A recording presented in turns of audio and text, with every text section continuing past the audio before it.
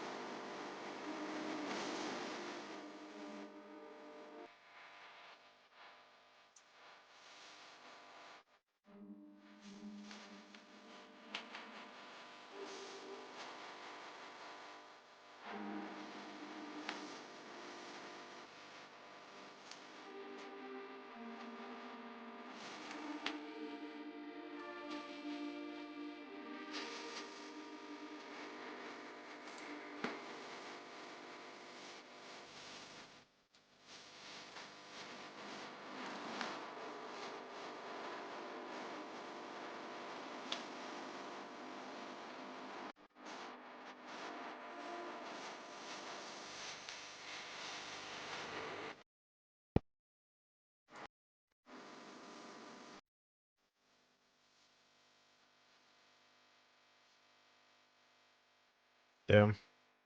I can't even adjust the freaking sound of the music. Jesus Christ. Without whiffing, that is, but oh well. Sup, broskies? How you doing? Fine, fine Monday. Eh? Sure hope so that it is for you guys, at least. Let me... Oh! Fuck. Let me stretch a little bit before we actually start. Because I've been sitting for the last, what, hour and a half? Something like that. Before I woke up. Before I woke up. Before... Oh, nice. I've been sitting for the past hour and a half dealing with Fire's fucking Rainbow Six Siege before I had to go and take dinner. Jesus Christ. English hard. Sup off. How you doing? Welcome after a very few months of message. How are you doing? Also, yeah, I am checking both the chats. Like, I both have the Twitch and the Kicks chat open at the same time. So don't worry about it. Even if you type in any of the chats, I can still see it. Twitch, Kick, YouTube, all the chats. I check them, so don't worry about it. Also, I should add some sound to the game. Previous match, I slipped and left an opening, Just but my opponent leave the failed shit to notice. on the He side. gradually lost his advantage. And here, he started to panic until... Nice. I knocked him down with a single blow. Alright.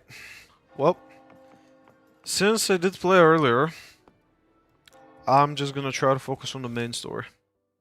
Finish the main story of this thing. It has been quite a few months since I played the game last. I believe it was in March, April. I don't know exactly when was the last time when I actually played the game, even off stream. But I updated it. a day before the Lupa banner came out, and since then I started playing again. Honestly, I haven't played gacha in a while. Before that, then I started playing again. Managed to get Lupa in 10 pulls. Got the weapon also. But I think the weapon was like 30 pulls or something like that. Something close to that. Already got the echoes that I'm probably gonna need, most likely. They're already done. The skills are done to the best of my abilities so far, because I'm capped at 6. Because I was capped at rank 5, and then I got to 6 in the span of 2 days, something like that. I managed to reach... Like, I went from 49 or 48 to 50 in the span of 2 days. And now I'm at 52, I think? 53, sorry, my bad. Because I've been playing since then, but yeah.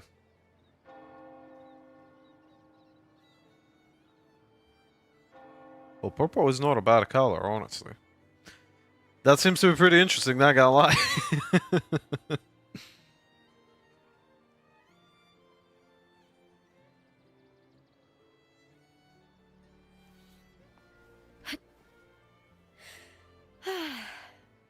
I've been better, I've seen better, honestly. But yeah, now this bitch is upgraded and already. Unfortunately, I am a free-to-play player, so I'm not spending money on gachas whatsoever. So we're at C0 or R0 or E0. R0, okay, so it's resonance. Okay, so it's R1 probably pretty soon, because I've been pulling on the Lupa banner for a while after I got Lupa. So I have a solid 30 to 40 pulls spent on the Lupa banner alone. And now I got 12 or 13 pulls already. 12, sorry, my bad. I got 12 pulls ready. But I'm gonna save them. I'm not gonna pull on the Zhangli banner. Changli banner, because I already have Changli. Speaking of which, I finished her earlier. With convention. Her weapon is also upgraded. By ingenuity. Rank 6. She's upgraded to rank 6, obviously. The echoes are already done. I don't know why the fuck am I using the Heron, but oh well. That's done. Her skills... sorry about that. Her skills are already at level 7. So... next week this should be done, because I need to grind these. And I did got this from Jouer like 7 hours ago, something like that. I don't know exactly, but I got it, and so I can't do any more Jouers for this week, I don't think. But next week she's probably gonna be completely ready. Yinlin I'm trying to work on, but obviously I'm gonna need right into our lab. some of those. Wait, where the fuck? Yeah, I'm gonna need some of those. And I'm also gonna need to grind some of those as well. So, yeah, that's gonna take a while. But all in all, so far so good. Unfortunately, I don't have a Fire Rover. I thought that Fire Rover, or what is it called again? Fusion. Sorry, my bad. I thought that Fusion Rover was gonna come this update with the Septimont and everything. Keeping in mind that it's the Fusion freaking thingy, but oh well. I guess it ain't, so we're gonna have to wait. But yeah, I already did my dailies, my side quests, my side quests. I did my dailies, I did my grinds, so I'm purely gonna focus on story now. Because I do want to stream, but I don't want to play fucking Siege again. Because I'm fucking tired of Siege. I don't want to play Siege, I don't want to play CS, because CS's premiere is ending tonight. In fact, in about... what? Like, so, right now it's almost 9:30. And The updates are coming at 4 a.m. my time roughly. So currently it's 9:30, so it's 10, 11, 12, 1, 2, 3, 4. So that's like in 6.5 hours.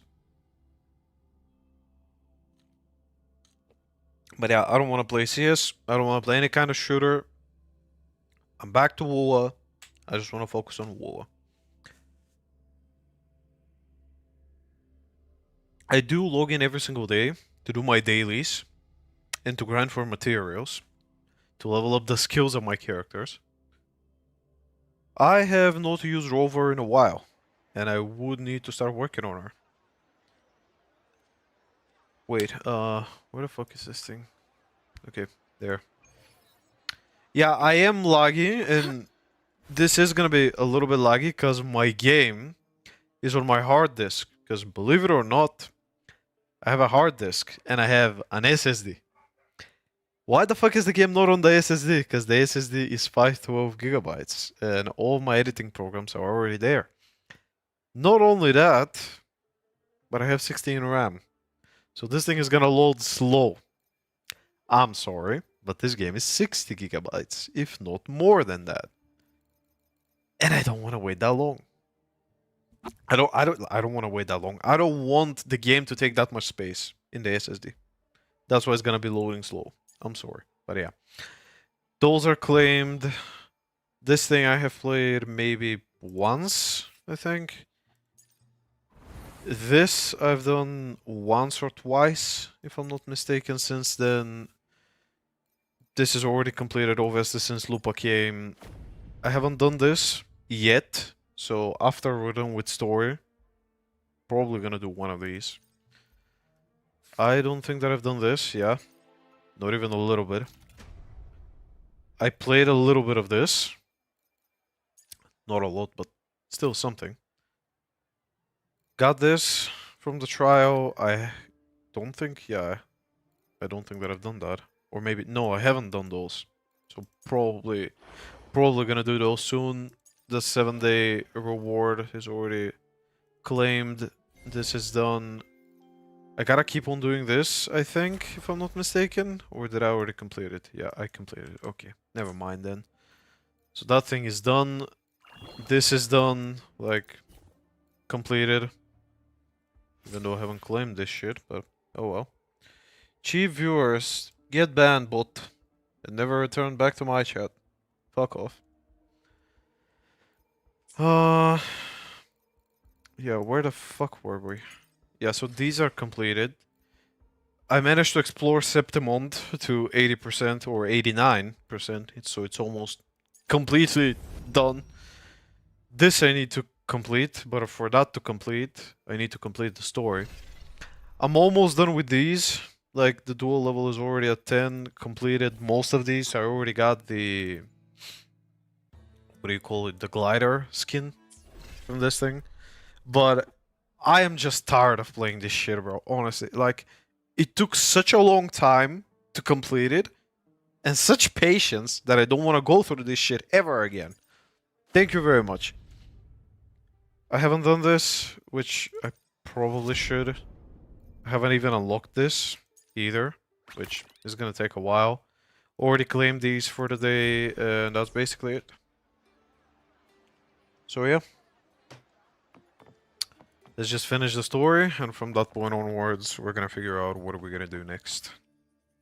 After we're done with the story. Probably gonna do some side stories, or previous quests that I've just buried somewhere in the quest menu. But yeah, the first part of this main quest, warrior. I already completed off stream. Duh. While I was on the 3-week hiatus. Because of my fucking arm. But which we should talk about after I finish with this. And why the fuck was I not streaming for the past 3 weeks? And why the fuck did I came back this Saturday? I am gonna cover this. We're already started with the story, so might as well just finish the story. Or at least this chapter of the story. And then I'm gonna tell you why the fuck was I gone for 3 fucking weeks. And it wasn't any of my choice. But I had to.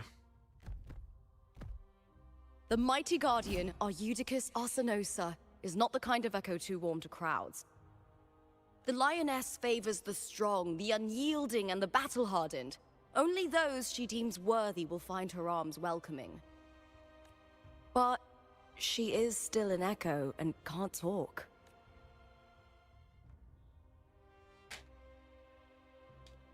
That explains why we can farm her.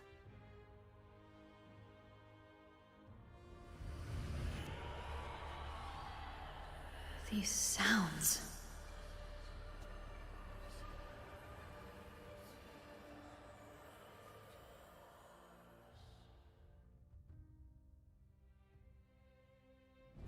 Also, yeah, I ain't paying attention to any of the MiHoYo games and I don't want to go back to those What is it? whatsoever. Did you feel something just now? Because that's gonna debate me. I To start only playing the heard fucking bullshits strange again. Sounds. Tell me, what direction did the lioness just look toward? I don't want to play a game from a company that doesn't even give a fuck about its players whatsoever. Aside from taking their money. The Veil Even of Tectone Glory. said it. So, fuck that. It's where all heroes, blessed by the glory forged in iron and fire, find their rest. But on the long path of hunting, many died with their bodies missing. Only their weapons returned.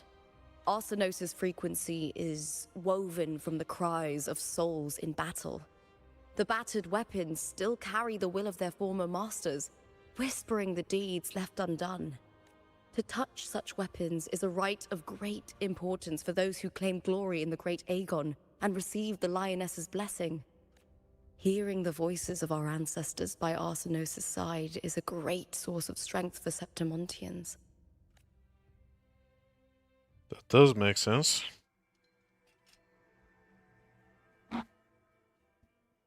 Now that she mentions it, it does make sense. Before meeting Buling, when I touched the echo in that village, I felt a layered, indistinct frequency. It was like what Abby described on our journey to Septimont, but the source eluded me at the time.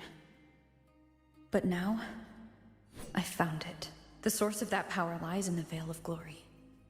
The closer the lioness gets to it, the clearer it becomes. She waits for us there. Shall we go together? I'm not sure if Septimontian rituals will interest you, but you might uncover something useful, no? I'm keen to find out. Perfect. Let's head out. It's about time. What is it? Nothing. Just a dizzy spell. Overexcitement after the win. Or something. Anyway, it's no matter. Let's continue.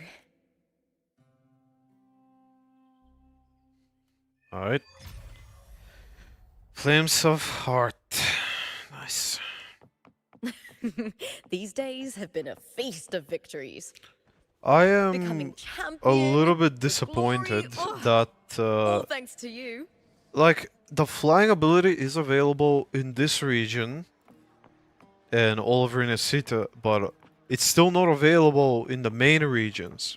And I want to know why. Like, it's not available in Jinzhou whatsoever. Why is that? Strange. Why are so many appearing all at once? You say that as if it's a problem. I smell fear. Yeah, it is a little bit laggy. I'm sorry, guys. Probably should move the game to my SSD sometime in the future.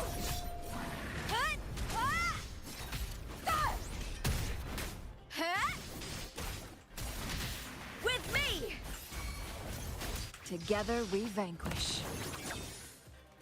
My blade yearns. I thought tacit discords didn't usually appear around the border mountains. These tacit discords didn't gather from the surroundings. It's more like they spawned from thin air. Alright, I guess Look, I'm just gonna wait for it's her to just finish ahead. talking. The veil.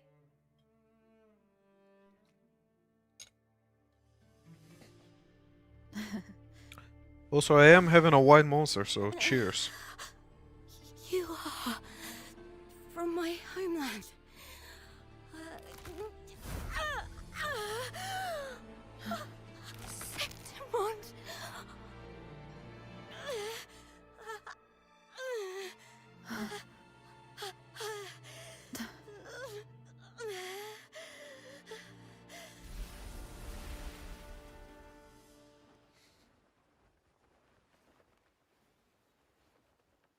That girl just now. That was Mia. Yep. The closer to the Veil of Glory, the more the normal world and the anomaly overlap.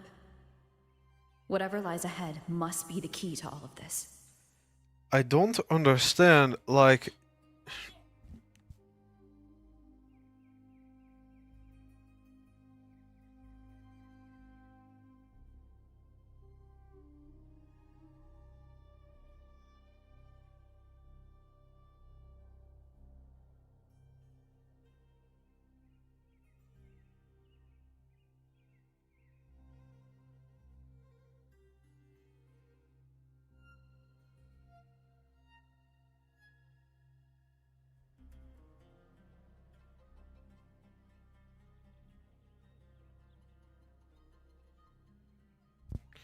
Anyway, I got interrupted for a second, sorry about that. Fuck my... God damn it, my ADHD. What the fuck was I about to say? Damn it. I'm a dumbass. Oh. Anyway. I need to rethink everything. Septimont, Lupa, Cardathia, Mia, the Lioness of Glory. All of it. Cardathia arrived in Septimont alone, not waiting for me or attempting contact. Something must have happened to prevent her.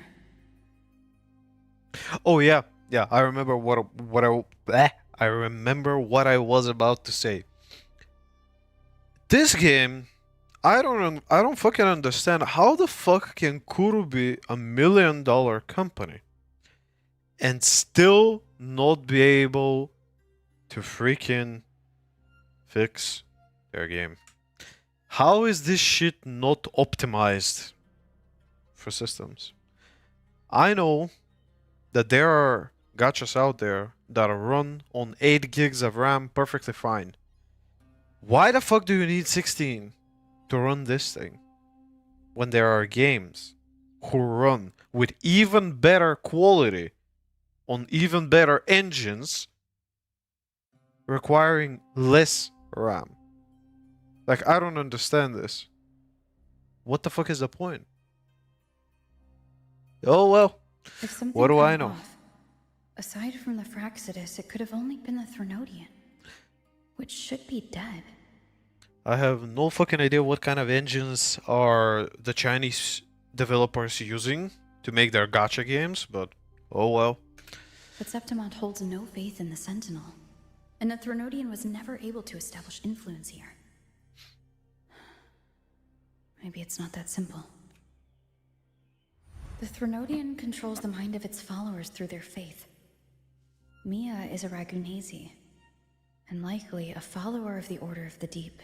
If the Veil of Glory is an important rite for champions, perhaps Mia went there. And it was there she vanished. Her hysterics, hallucinations, and loss of control in the arena were signs of the Threnodian's corruption. Frolova once said, "The closer one stands to the protagonist, the greater their influence over the tale." In this great Aegon, Lupa is the protagonist. Years ago, it was Mia. Now I'm seeing Mia's image flicker in and out throughout this journey. If the Mia I see is under the Threnodian's control, does that mean securing the protagonist role is key to its plan? When I first Probably. met Lupa, I sensed what felt like Cardathia's frequency on her. Later, I also felt the Threnodian's presence, Did they cross paths?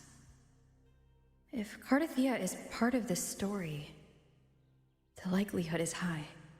Could Lupa have forgotten? Did they meet without realizing it? Or is she lying and already under the Threnodians' influence? Was Frolova telling the truth by saying Lupa would bring forth the Dark Tide? Or is she just another one of its victims? Hey! Is something wrong?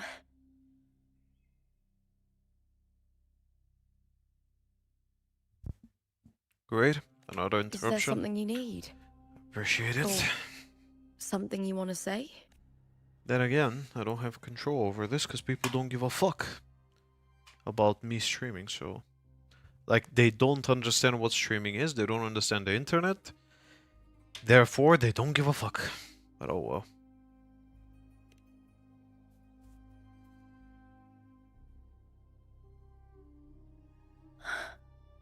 I'm sorry. I don't recall crossing paths with Cardathia, but you could be right. I may have and just forgotten about it. These past days, there have been moments when I feel lost, forgetting what I was doing a heartbeat ago. I don't know if it's the Threnodians' work, but if something is wrong and it's trying to twist my mind, you'd make the right call, wouldn't you, my fellow warrior? You'd protect my honor and my dignity.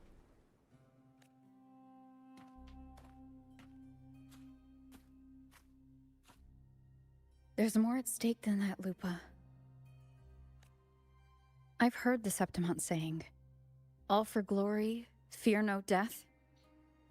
But sometimes, living takes more courage than dying. That does make sense. Well then, that'll do just fine. I trust you, warrior. Just as you trust me. It doesn't matter if the story's end is already written or yet to unfold. I'll trust my own judgment to guide it where it must go. Look, the game is designed for the main character to alter the story even if it's already pre-written, as they say. So, one way or another, we are gonna influence the story. As the main character. We already know that from Yu-Gi-Oh! If the Pharaoh can pull out any card that he wants with his will from his deck, then why can't the main character alter the story, even if it's already pre-written? Why not? After all, the main character of anything, any story, is powerful enough to do anything they want. Because that's their own story.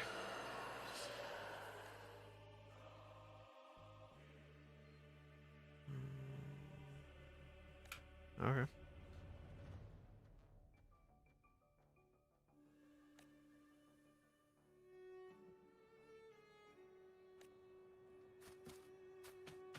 Am I gonna hear the same thing? Yep.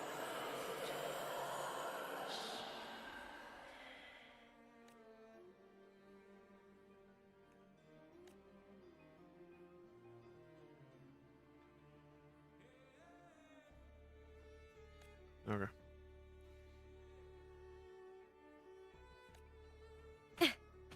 Noise.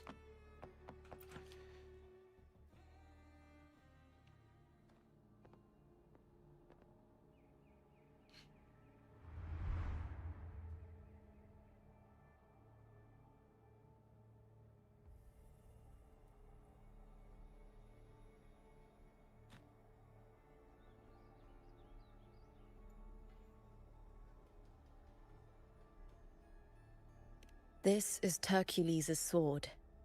You remember the waters of the Upper City, right? You were Turkules, looking yeah. for Cardathia. Turkules was the one that the statue was based on. They don't want to get sued by probably Disney. That's why they don't call it Hercules. But oh well. Who knows? Or maybe Hercules is just a part of the story from Greece, since Septimont is basically Greece. But oh well. Ages ago, the dark Or tide Rome. bore down on Reganese. While the Roman And Empire Septimont was didn't controlling escape. everything. And that part of history is what Kuro took to make Septimont. Maybe, maybe not. I have no idea. Hercules was the son of the Ephor back then, and he led our warriors to face the Tacit Discords. He died in that cursed tide. His strength worn down to nothing. His sword was corrupted, but his followers still risked their lives to bring it back. In this land, intense emotions easily blend with other forces. The Lioness of Glory was born from the fiery passions of heroes, so she holds sway over their weapons. Back then, this sword was growing more sinister due to the corruption. But all these years later, it has become a memento of a hero.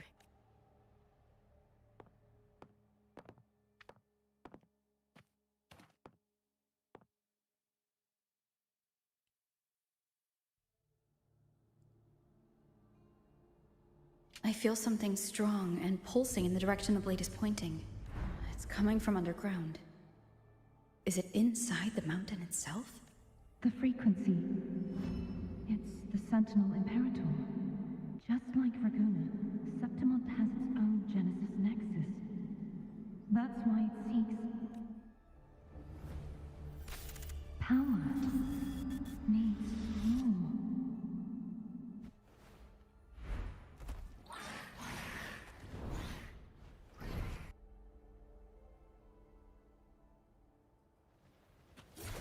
More Tacit Discords, just like last time. For a split second, the world shifted. Just like it did when I saw Mia. Every time there's an overlap like this, the tidal blight appears as well as Tacit Discords.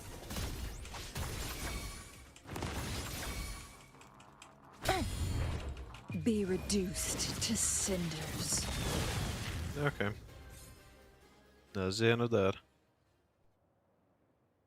Simple as that. The tidal blight.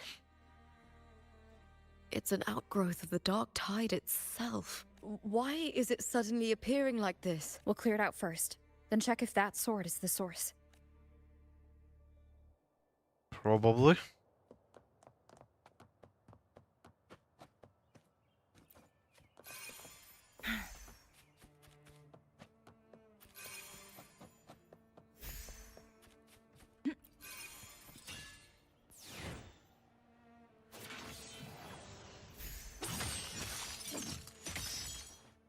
That's a pretty cool mechanic, not gonna lie. That they thought of for this region specifically. That's a way to find chests, also.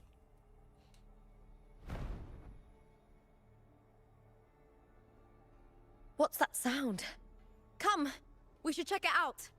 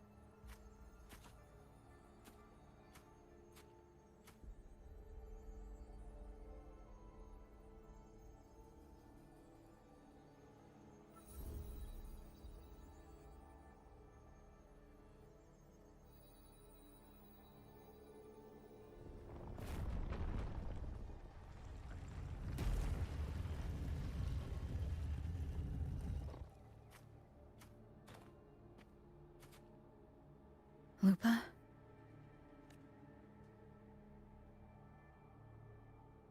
This doesn't feel like the first time I've been here. Let's go.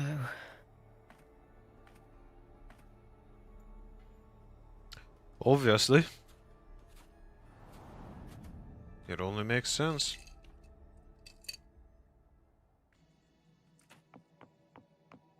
There's no mistaking it now. It's Imperator's frequency.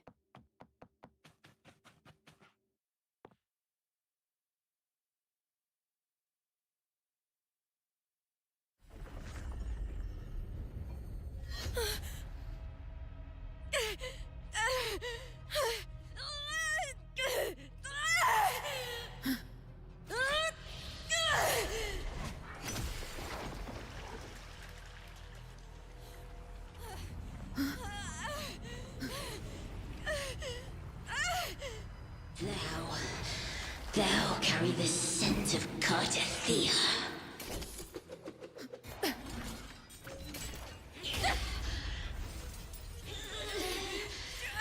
Not just knowledge!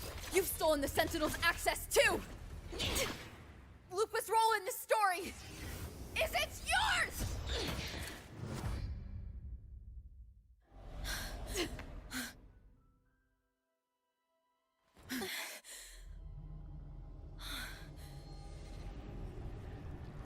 Is that Contender Mia? It's the Threnodian. Lupa, this is something only you can do. Tell me what I need to do. Read the script. Adapt as required. I believe in you, warrior. Stealing her lines, I see.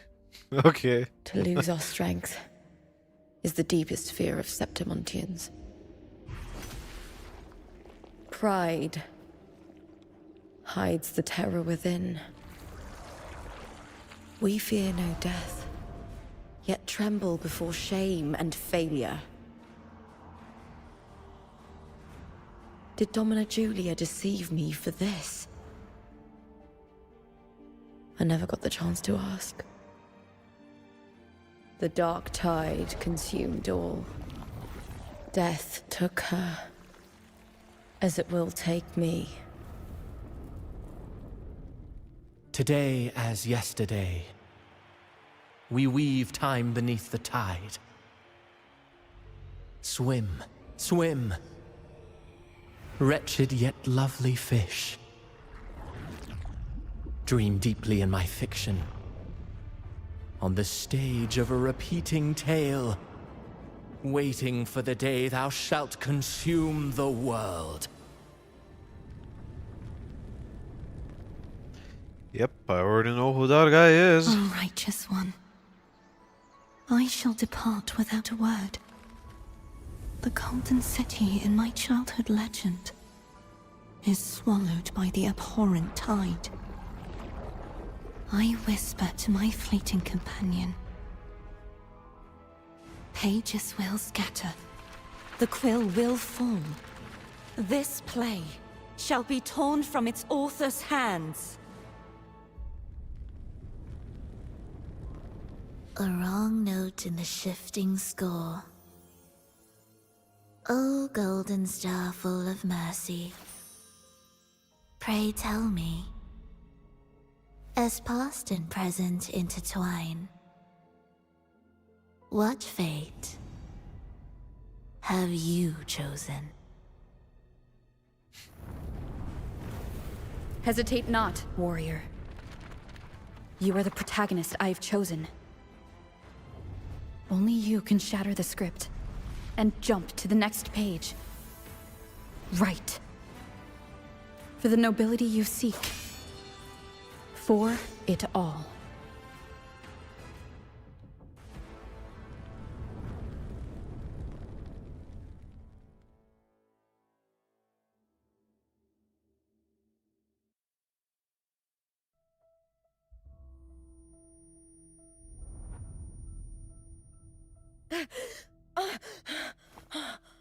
A dream? No. It couldn't. It's no dream. I'm not alone. The warrior put the hope of change in my hands. This feels good. Not standing there alone on the champion's stage. The warrior hasn't learned this yet, but I now remember traveling with Kartathea. I can't be in the real world. This is a Sonoro created by the Fraxidus. It's a realm of stories. The story of the Great Aegon lasts only 3 days. Before Kartathea came here, I had wandered this same bloody story more times than I can count. The dark tide consumed Septimont, and that monstrous, half-human, half-sea creature grows ever larger. Is this the Fraxidus plan? To feed it with Septimont's ruins? A script. Yes, this Sonoro is like a book of plays. Each world in the Sonoro is a story that keeps repeating, like sheets of paper, all overlapping with one another. New pages keep appearing, layering over the old, and the changes in one story bleed through to the next. So what are you After hinting Kartathea's at? actions, Septimont, once destroyed by the Dark Tide, has begun to return to normal in the story where the warrior arrived.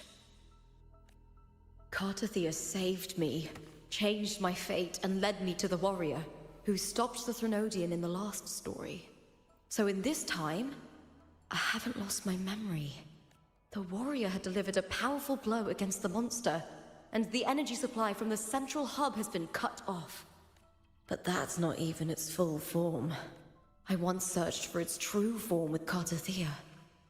I remember now. What we seek lies in the lower city's waters. I won't let your trust be misplaced. I want to know one thing. If Frolova is gonna become a playable character in the game, why the fuck isn't Scar? Like, both of them are from the bad guys, obviously. Or at least, that's what they make us think. So why the fuck is Frolova gonna be playable? And Scar isn't? That's what I want to know. The old district of Septimont, submerged beneath the waters due to the Dark Tide. The Dark Tide looms over Septimont like a stubborn storm cloud. Is the warrior? No. No time to worry. I have to find the cause of all this, and quickly.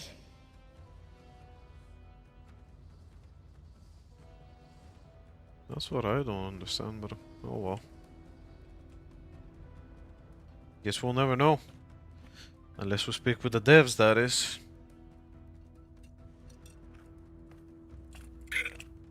Which I kinda doubt that I myself will ever be able to do.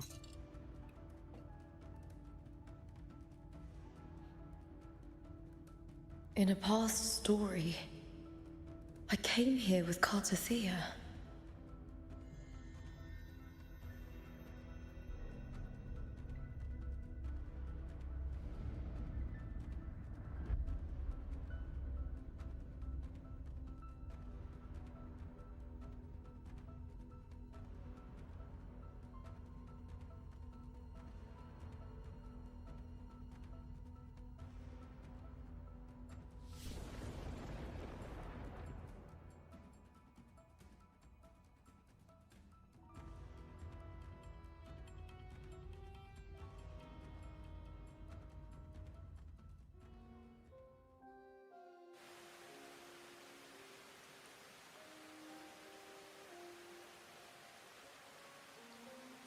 It's submerged.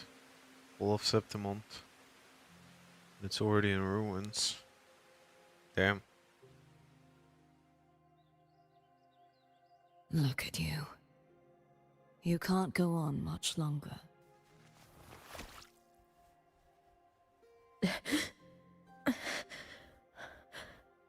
feared as much, then this is where we stop. Strange. I remember everything about Septimon, but I can't remember. I can't even remember my name. You didn't forget. Someone stole your role in the story. Even your name on the placards in the arena would be unreadable. Your existence has been erased. Only by unmaking this story can it be reclaimed. Too bad I won't last long enough to see that happen. I'm sorry, Cartathea. You saved me, but I can't help you in return. When I was a child, long ago, I heard tales of Septimont. A city full of passion and life. People there drank deeply, laughed loudly, appreciated sculpture, and lived for the hunt. Men and women feared nothing. They burned like fire, giving all their light and heat before fading. But when I arrived in Septimont, it had already been undone by dark hands. With the dark tide sweeping the streets, the city was nothing but an empty shell. That does check out. That's right. My city is beautiful. When the autumn wind blew through the golden flags and wind chimes, time seemed to slow. The Leviathan. I will not give it the chance to make the people of Rinascita weep and bleed. I will drag whoever orchestrated this tragedy out of the shadows.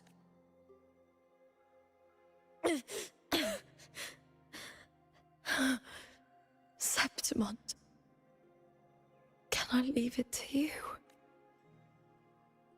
No, you said it yourself. This is your city.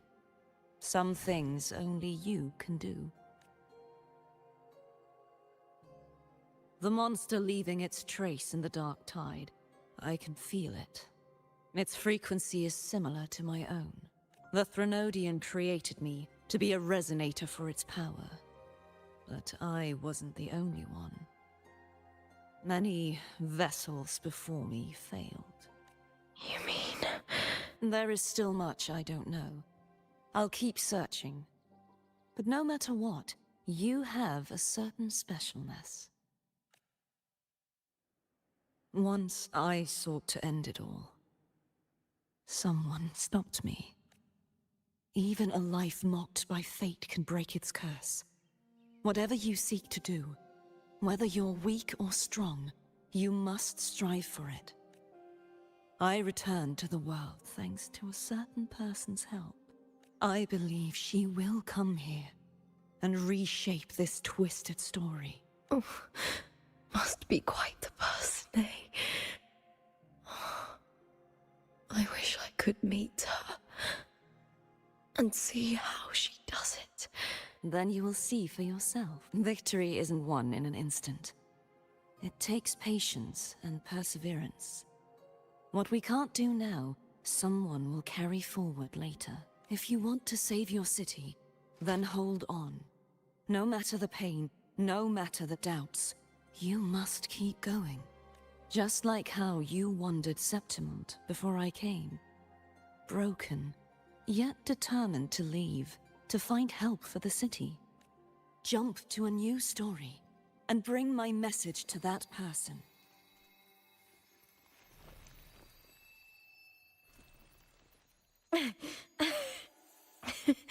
All right, Cartathea. I'll try my best. First, tell me, what is that person's name?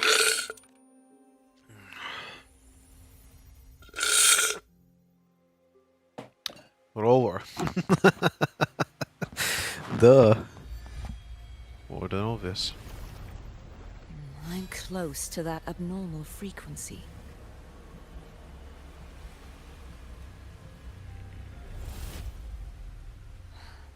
You're in the submerged aqueducts.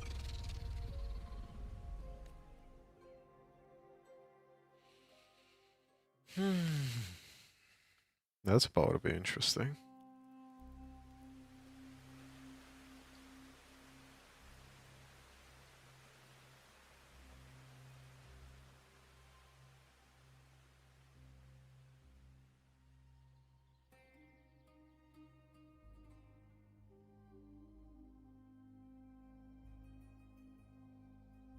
The submerged aqueducts. I remember reading about them in the Silver records. There used to be an underground waterway leading to the plains, but now, with the old district completely flooded, we can only access it if we drain the water first. Question is, how the fuck do we do After that? my role was erased, Cardathia must have found the half-human, half-sea creature, and the Fraxidus. Like the warrior, she chose to remain on the closing of that page, to give new stories a fighting chance. It only makes That's sense. why I only regained my name after I met the warrior. During our journey, the overlapping worlds the warriors saw were the monster's doing. It tried to use Mia to steal my role again, to corrupt Septimons once more. Only I can erase it from this story. Only I can prove that I'm real and it is fake.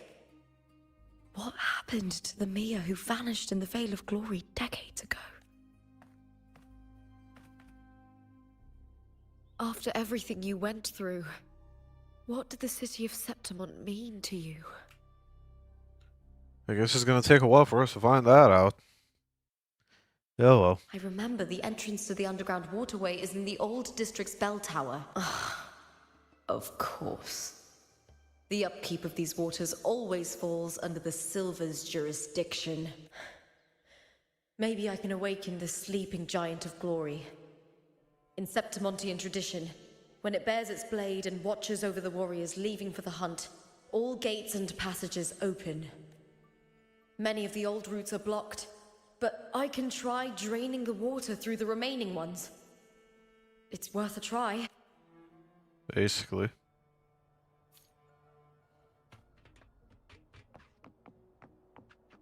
Covered in tidal.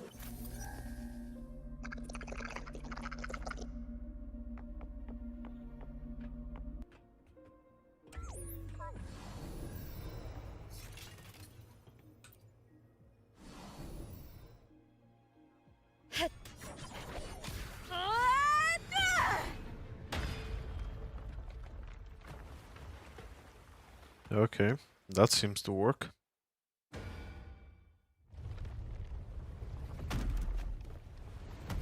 Can't just clear the head. To get it to lift its sword and open the gates, I need to clear the arms too.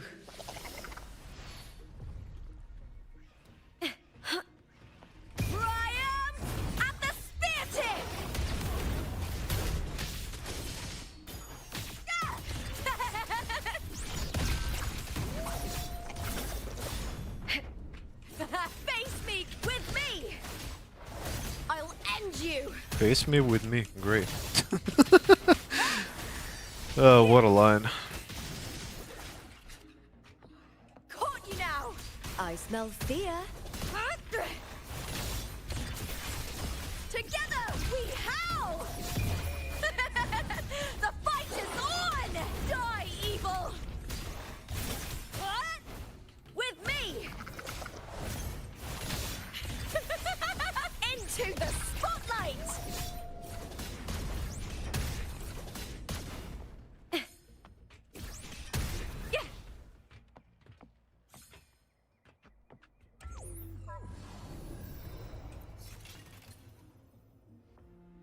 Okay.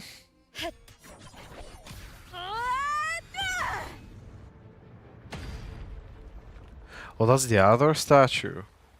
Or is it the same statue? Okay. That was kind of bad, not gonna lie. Need to check for more patrol units Okay. nearby.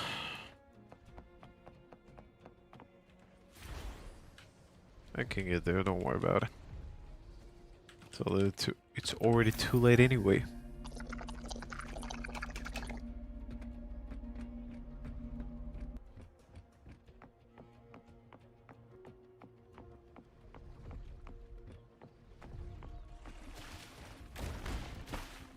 What?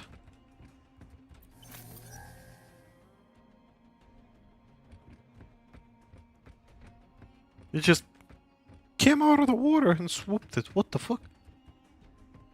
Oh, so that's where the remaining teleports are. Because I was like, wait a fucking minute. There are even more teleports to claim in this shit? What? But apparently they are. There are. Sorry, my bad. Not they. There are. With me to victory!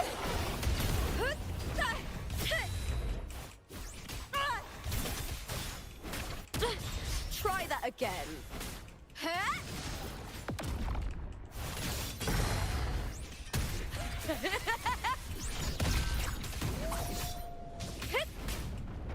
With me, triumph at the spear tip.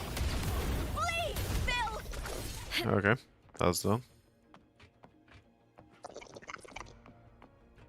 You know what I just realized? We're playing Lupa.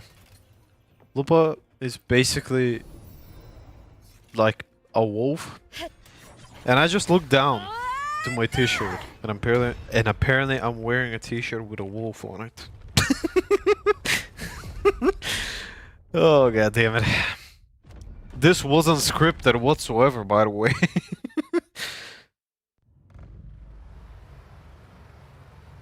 Wait, is the water draining? Holy hell, okay. Oh shit, there's... No, that's a statue. Damn. That's a big one. The water is drained. Time to head to the bell tower. That monster is hiding in the depths of the aqueducts.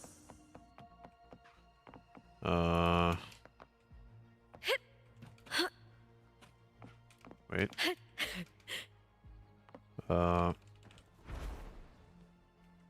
Nice. Can I jump? Thank you.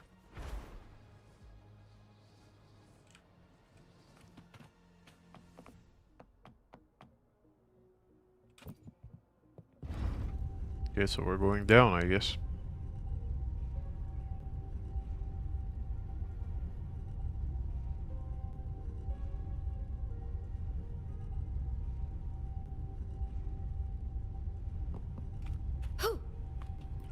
Just this gate standing between me and the heart of the aqueducts. It won't open. I'll have to find another route. Wait a minute, what? Oh, that's the... Okay, I get it. What? It just tells me that I unlocked it. Nice. Huh? The copper mirror is calling. The warrior used it to see the past. I wonder if there's anything of that here.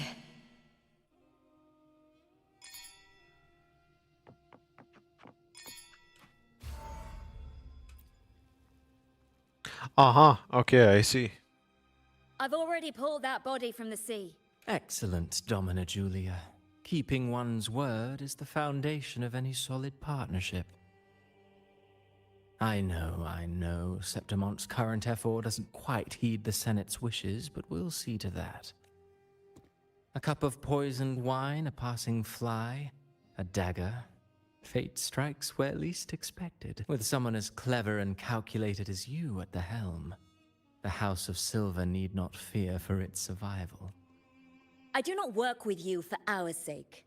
I do this for Septimont. Some of us have forgotten the terror of life adrift at sea. To survive the tide, one must make the right choices. We'll speak of other matters later. But tell me, why would you want a dead woman who fell into the sea? Dead woman? Ah, You mean Mia? Indeed. She is the very heart of the unit I spoke of. The one we intend to build deep within these underground aqueducts. Alive or dead, her body holds the information we need. The Fraxidus's experiments here will continue for some time. In the meantime, covering up this little laboratory's existence will require your assistance, madam. The heart? That weakling's resonance abilities were meager at best. Her performance in the arena was nothing special. If it weren't for those incompetent fools in the Senate using her as a puppet to shift the attention and anger of the masses, she wouldn't even have made it to the finals.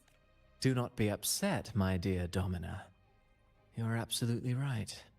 The girl is so feeble she can't resist her creator's will in the slightest. Winning the Grand Aegon was precisely what brought the shadow of death upon her. Luck and misfortune, nobility and lowliness, weakness and strength. A person's nature is like two sides of a coin, and I've always found beauty in inevitable tragedies. Nice. So Mia has been dead all this time. She Yep. didn't leave Septimont when she vanished. The sea took her. With me! The sea didn't take her. Basically, she drowned herself. Long story short. Because it's kind of hard for the sea to take you.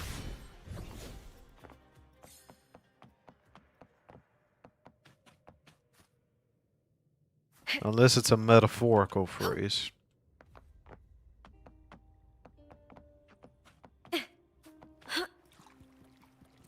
Caught you now! Is that all? Triumph at the spear tip! I was about to ask, am I using my own Lupo or not? Because apparently I'm not. And mine should be way stronger than that. Face me, coward! Or at least somewhat similar, but not exactly. What kind of level Lupo am I using? Level 70 Lupo. Mine is 60. And I have a feeling that I'm dealing more damage, but... Oh well. Yes, that's just the trial character. With me! Huh?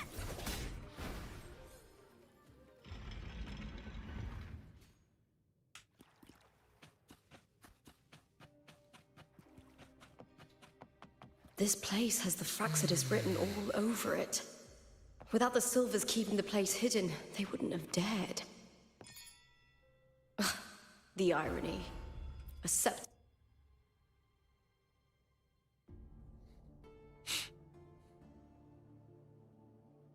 I trust you've seen the experimental unit in the aqueducts.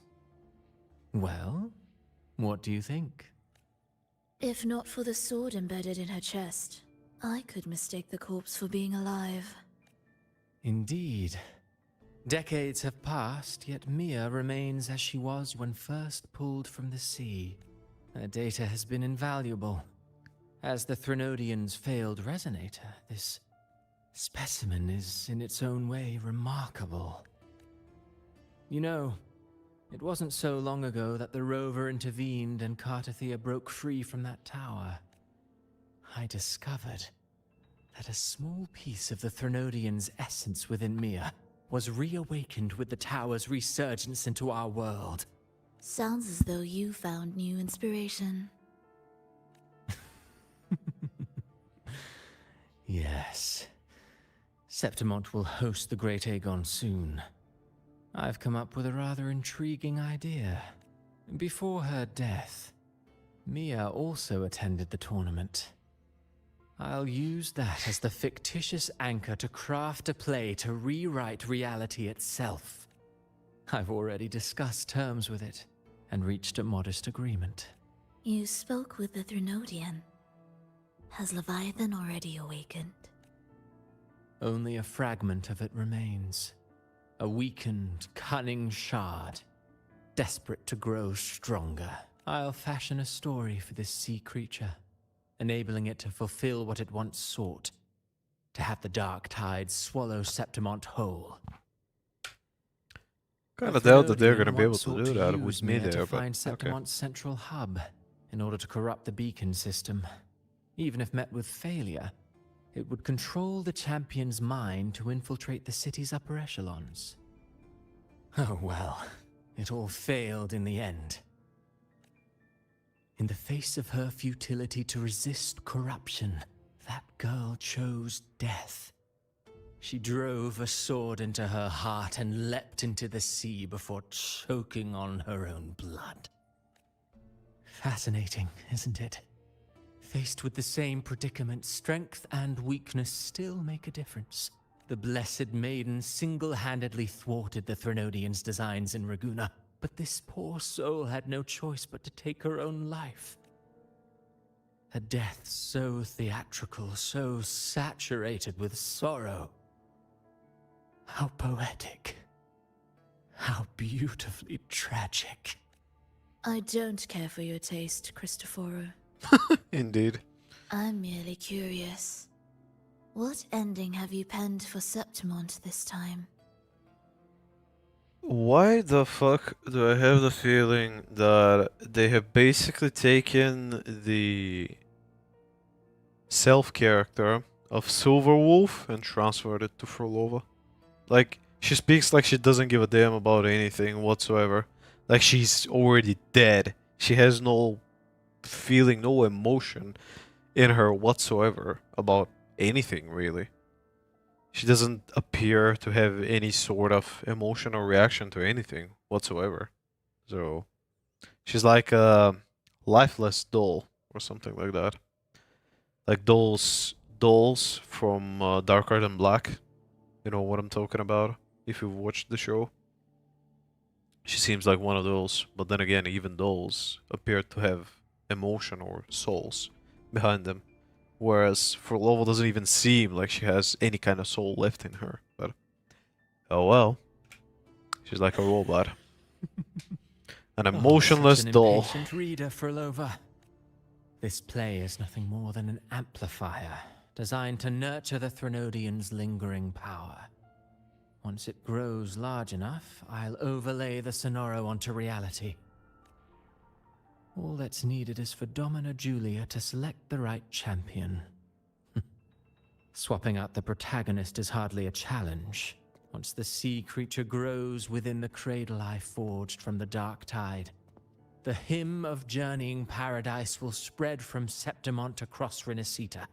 Really, compared to those Septimontians who've long forgotten Mia, the story I've written for her is far more thrilling. Don't you agree? And what if it fails? Then so be it. You know, Frolova, stories are but mankind's attempt to imagine and rehearse fate. If this play proves Rover worthy of becoming the protagonist of my story, if they pass their trial by fire, then isn't that a victory as well? Not really, but whatever you say. Disgusting. To treat Septimont like a plaything. Unforgivable. What is so poetic or romantic about a story where someone is driven to death? With me! Hit! Into the spotlight! Caught you now! The fight is on!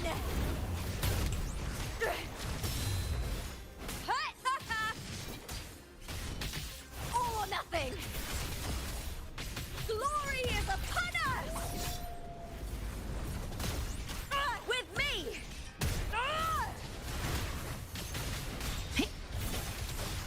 With me! To victory! Flee, Nils!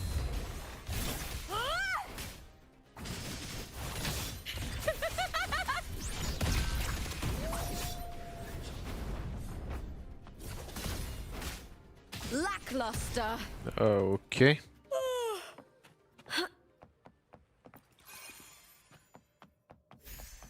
So far, so good.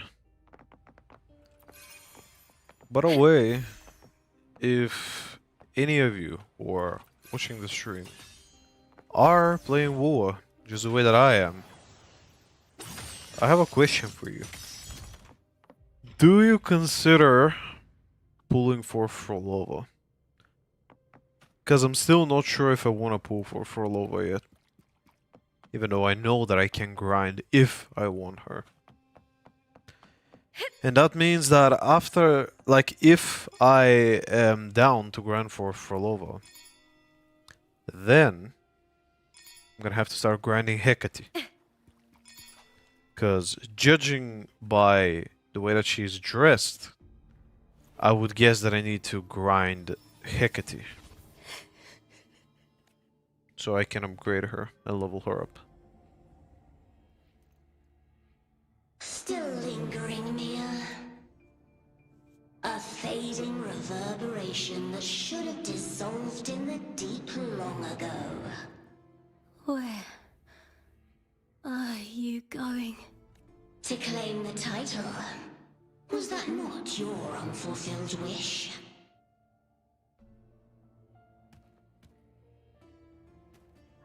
That was never mine. I don't need this victory. But I do. Without a champion and the lion beast, I cannot touch the central hub left by Imperator.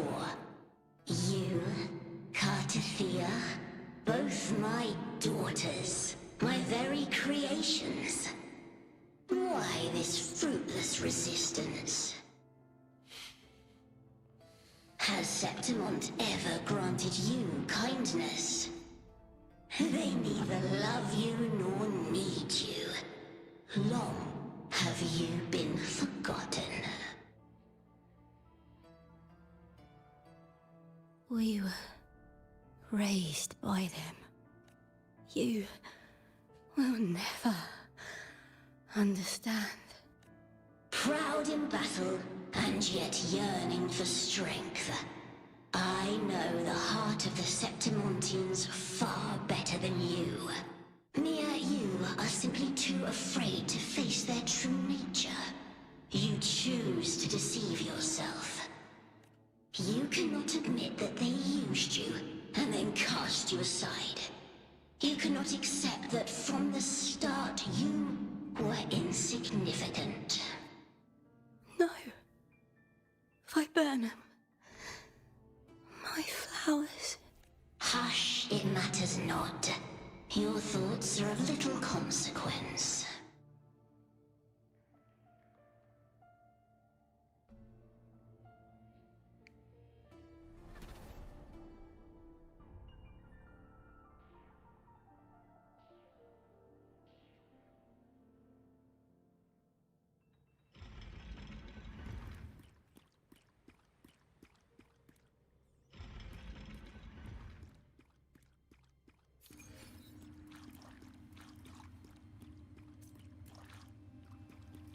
Viburnum.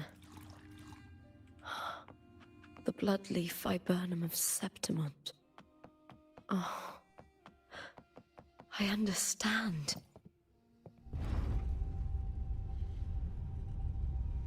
Wait, what? Banners never fall. Yeah, I'm gonna deal with that later.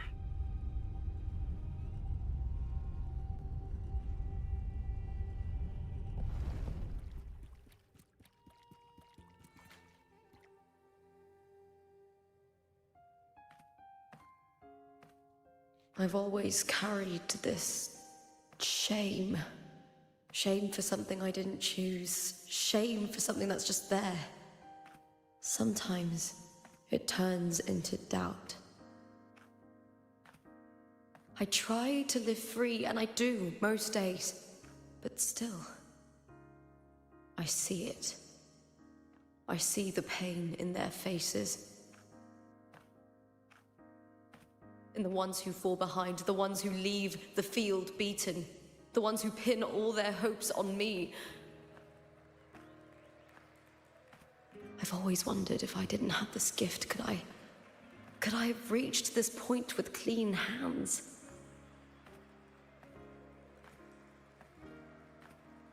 Should I have judged those who trampled the rules to survive? Or was I blind to my own arrogance?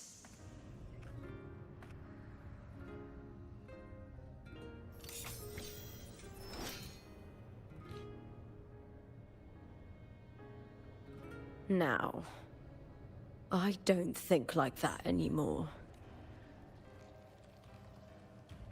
The warrior is stronger than me, no doubt, but she treats everyone the same. She didn't choose to stand alone. Instead, she chose to trust me. Cartothea spent years trapped by the weight of everyone's expectations. Never stepped foot in Septimont before, but still sailed across the seas to be here. And Mia... her resonance ability might be weak, but she never ran from a fight. She fought till her last breath. A heart isn't shaped by what it's born with, or what it's been given. I've underestimated others. And I've underestimated myself, too. But you! The arrogance! Thinking you understand the darkness in people's hearts, but you don't have a single drop of life in you! Beautiful as ever. The Griffon's fortress. My city, Septimont. A majestic name for the city of Septimont. Okay. Built by the hands of the people. Not the Sentinel, and not the Threnodian. The Griffon, okay. Wait, the Griffon's fortress or the Griffin's fortress, doesn't matter. That's what I'm gonna call it from now on. Where there's light, there's always shadow. Sounds cooler. The Griffon's fortress. But people need light. They'll chase it no matter what. And they'll learn to live with the shadow. Mia, Cartothea, they were born and raised on these islands. They are daughters of Rinascita. They belong to no gods but their own!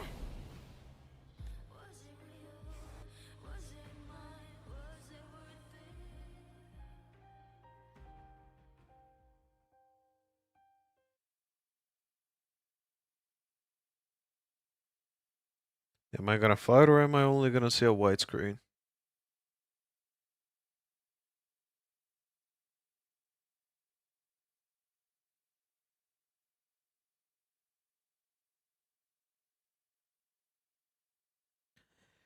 Yep.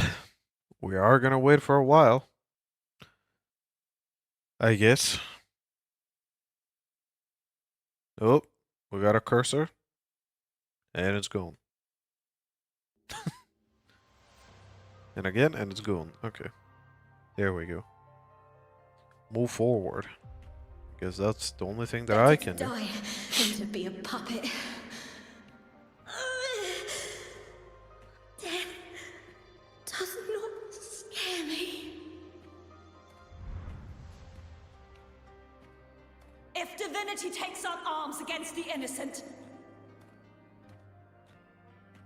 I will raise my sword against divinity.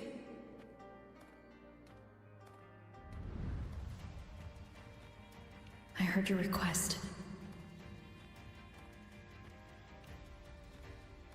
But I prefer to handle this my way.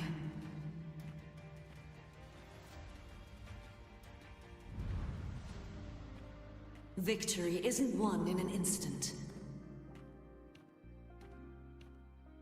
It takes patience and perseverance. I believe in you, warrior.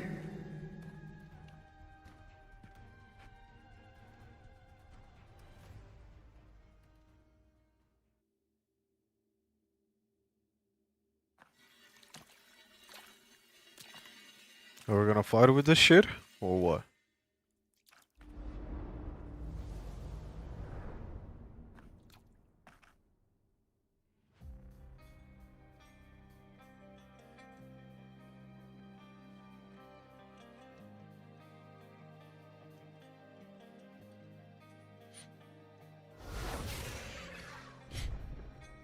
Jesus fucking Christ, what the hell is this thing? By the eternal sun, I will slay you!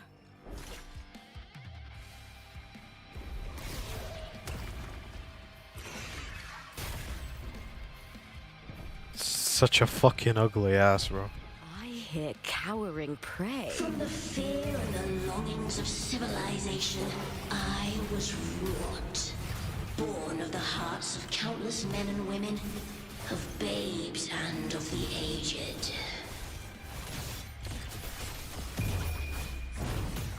With sharp blades and silver tongue, you struggle for power and revel in the slaughter of the arena. From past to present, nothing has changed. I have a feeling that they've used Frolova's voice actor, just edited it a little bit, given it a little bit more, what is the red word for it, emotion. Is an insult to her. Look at you cowering in this little incubator, desperate to evade your end.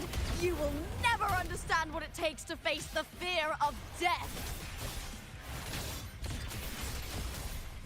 Glory is upon us! Triumph at the spear tip! Break darkness! I have a feeling that if they were letting me to use my own character, this would have been long gone, but then again, that is the story, so it only makes sense for me to play with trial characters. A human life is nothing more than a scream between life and death.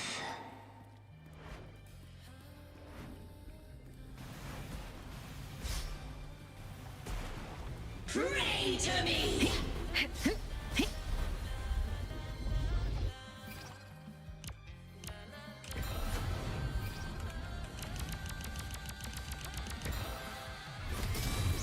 Burn to dust! With me! To victory!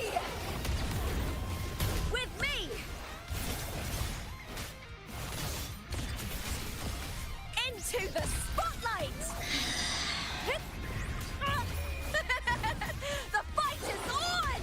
Break darkness! Okay. That did took a while.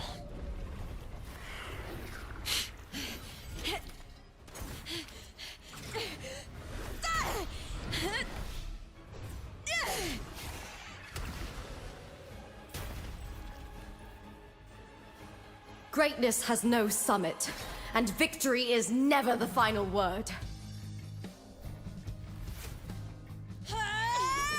Proud! Pitiful! Cry! Love!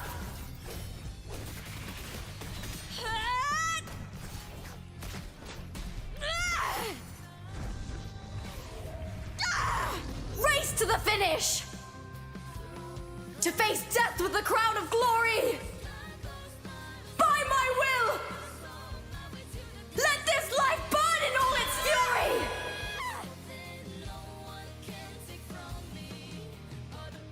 To me, there is no greater joy in this world.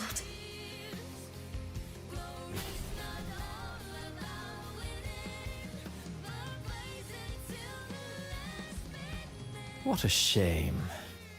It seems the play I've written isn't well received. How the fuck is Scar out there, though? Who the fuck helped him escape? Is my question. What are you two plotting in Renacita? Oh, dear madam. Let's leave some mystery for the next chapter, shall we? Wait, how the fuck have they taken out Scar from that freaking prison or whatever the fuck it was from Jinzhou? Did I miss something? Because ever since we put him in the freaking prison, I don't think that I've seen him in any other main quests after that.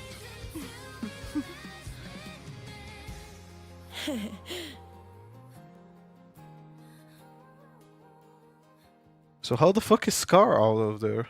What? I'm kinda confused. Excuse me?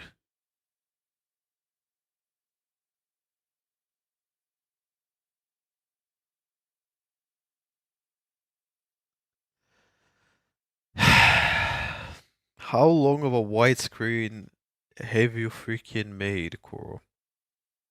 What?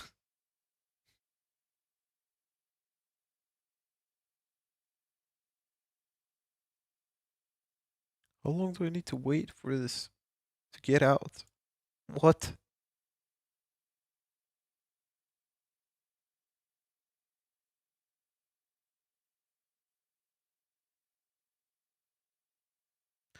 $2,000 later.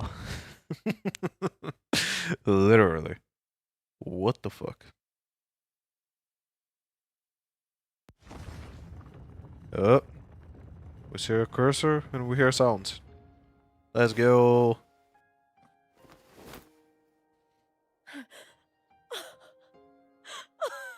It's real!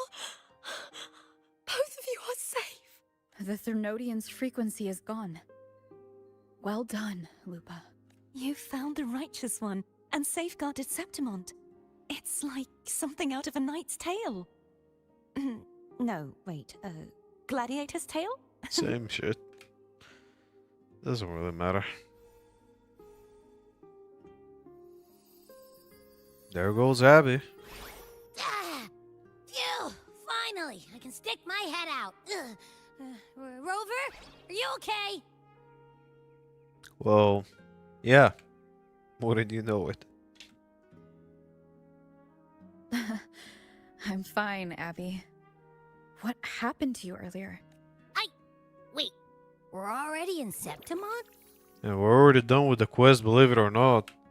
I was just talking to you, and then boom! It felt like something just covered me. First it messed with my frequency, then I just passed out. Wait, Carthea? And a girl I don't know? You're lively. Your echo's more boisterous than a Tadar.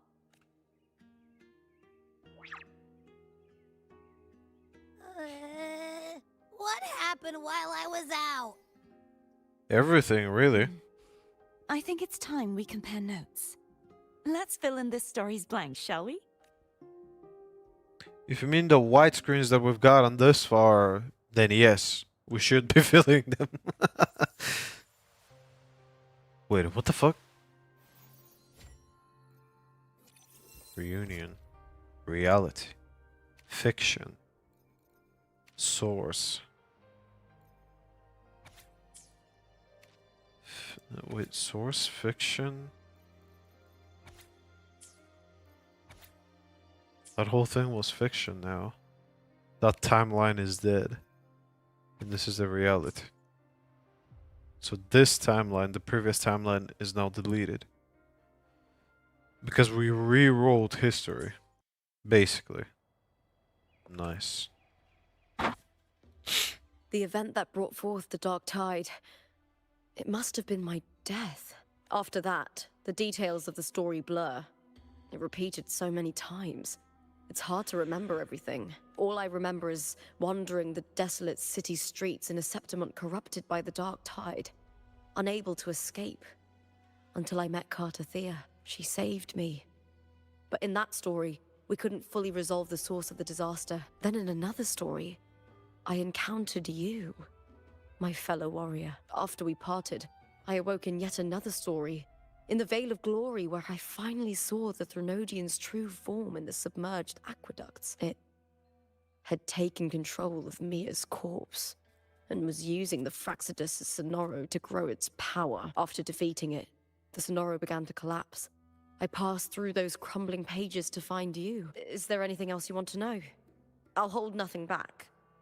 Tell me about this. Not really. I already know everything since I played mirror it. you gave me. I'll return them to you now. It was a long story, but the ending turned out well. Though, thinking of Mia still upsets me. Her reverberations, trapped in that monstrous body. I can't imagine her suffering over the last 20 years. When you defeated the Threnodian, you also set her free. Yes. It was an honor to have that final battle with her. Thanks to you and Carthea, I was able to rewrite the tragic ending of this story. Thank you, my fellow warrior. for believing in me. Wait, no. Thank you, my fellow warrior.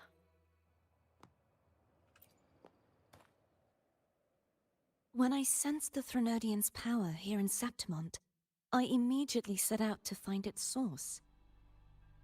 It was quite sudden. I slipped through the smallest of cracks to enter this Sonoro, which severed my contact with the outside world. I found Lupa in the city. She had lost her role. We traveled together for a time, and discovered the architects of the destruction, the Fraxidus playwright Cristoforo, and the Threnodian. Sadly, the playwright did eventually erase Lupa's existence. As for me, I descended into the submerged aqueducts where I found the Threnodian. It had inhabited Mia's remains and was hiding within an experimental unit. Unfortunately, I was unable to eliminate it entirely. It evaded me, slipping into hiding. I reasoned that you would sense the anomaly and come to Septimont, so I sought to offer you my aid. I battled the playwright, and in doing so, stripped him of his ability to control the script. Afterward, he, along with the other Fraxidus overseers, fled from me. With that, the Sonoro began to collapse. It was then that we finally met. Is there anything else you wish to ask, Righteous One? Tell me about these rules and stories. No, I'm good. The Threnodian's frequency has vanished from Septimont, but I fear this is far from over. There is something else. Perhaps due to the dark tide in the Sonoro, I can feel my balance shifting. The Threnodian's pull is growing stronger. Now that I think of it, this could very well be part of the Fraxidus' plan. You need to head to the Black Shores, Cardithia. They've been dealing with the Threnodian for years. You should go there and run some tests. They'll know how to handle what's coming. The Black Shores? Is that where you're from? If it's a place you trust, then I will go. There's one more thing. We should return to the central hub in Septimont.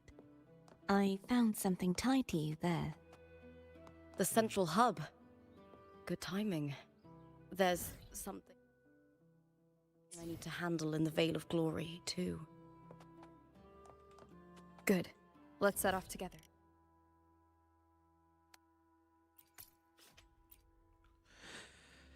Off to the central hub we go.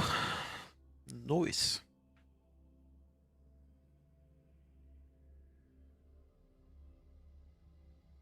We're almost done with this quest, I believe. We should be at the end of it, judging by all the things that we did. And here we are, back again. Is that supposed to be Sonoro or something like that? I don't know. I have no fucking idea. When Lupa vanished, I destroyed the experimental unit, pursued the Threnodian, and defeated the Lioness of Glory it controlled. Then, I came across this place. You remember how the Threnodian took on a part of the Sentinel's knowledge and permissions, yes? Pretty much. For the Sentinel, the information stolen was their very memories. For this reason, even the Sentinel forgot that before merging with the Threnodian, they transferred some of their knowledge to the central hub in Septimont. The knowledge they would later forget. It was a secret, one the Threnodian should never learn. The Sentinel moved it there for safekeeping. Within it, I found a special frequency. A part of it felt like yours. I believe it's what the Sentinel left for you, so I took it. Huh?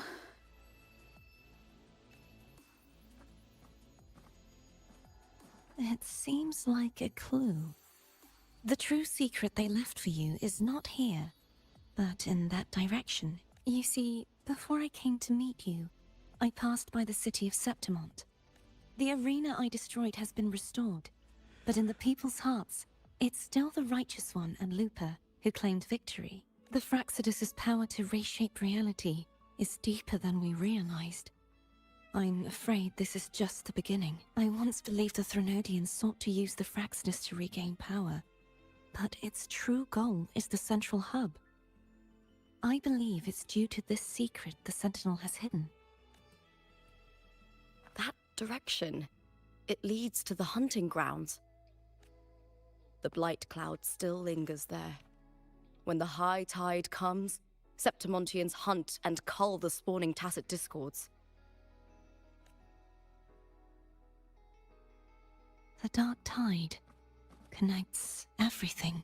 I cannot pinpoint where the Sentinel's message lies. I'm afraid you must go there yourself. But the worst of the storm has passed. Let's take a moment to rest. Lupa, will you be our tour guide? Show us the sights and glories of Septimont? I'd love to hear more about what you mentioned earlier. The wind blowing through golden flags and the sound of wind chimes. Of course, it would be my honor. But before we go, there's something I need to do first. Which is...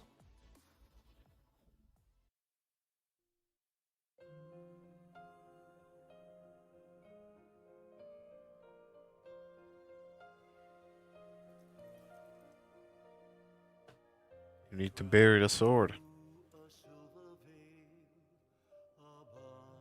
That's the sword of Mia, that's what it Mia's is. sword. I went through a lot to bring it back. The monster is gone now. Like so many Septimontian heroes whose bodies were never recovered, I wanted to return her weapon. As they say, the warriors may fall in battle, but they always return their weapons. This is where she gave her life. I can't say if she loved or hated Septimont more, but she once spoke of the bloodleaf viburnum. It's a tribute often given to gladiators by their supporters. So, I think... she would have wanted to rest here. Duh, it only makes sense.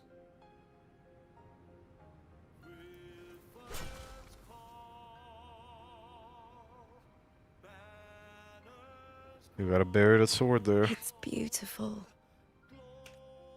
Our city. The city of glory. The people here love to drink, laugh, carve statues, and hunt. It burns like fire, drenched in both victory and defeat. It holds all our disappointments. And all our hopes.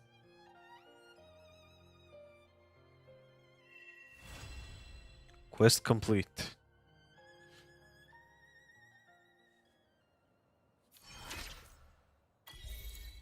Nice. Level 54.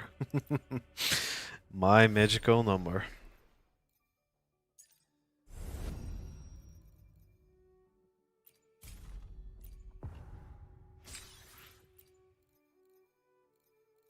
Defeat level 125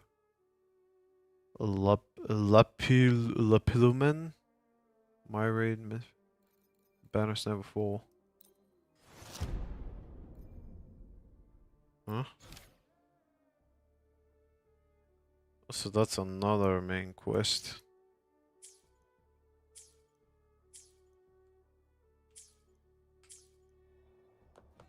Okay.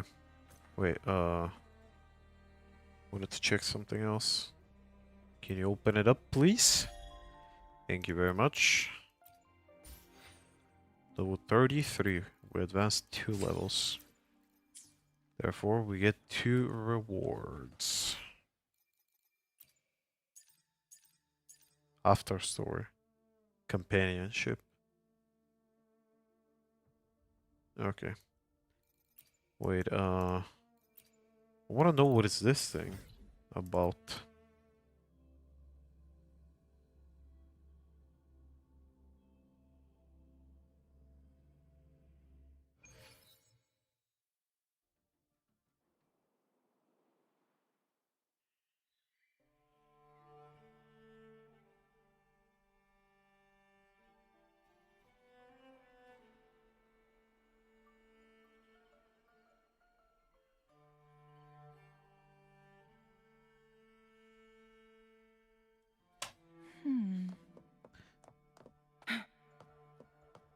Alf, if you're still watching, don't worry about it.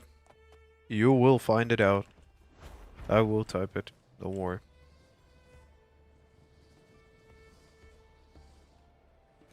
But she is right though. I did promise you to do that on stream anyway.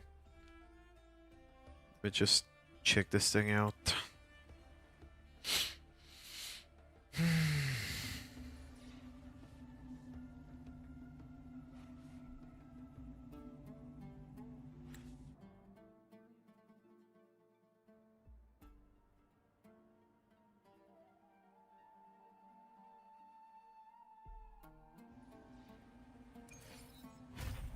Okay.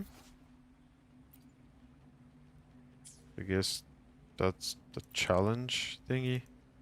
I have no idea.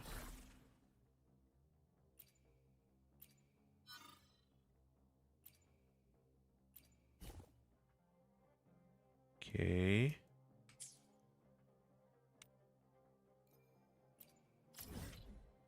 What do I need to defeat those things or whatever the fuck they are? I have no idea. Okay. We completed the freaking story.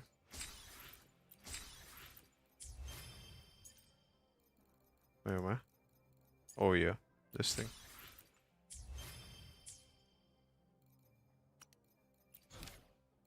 Quests. I guess that's it. Okay. Where should we go?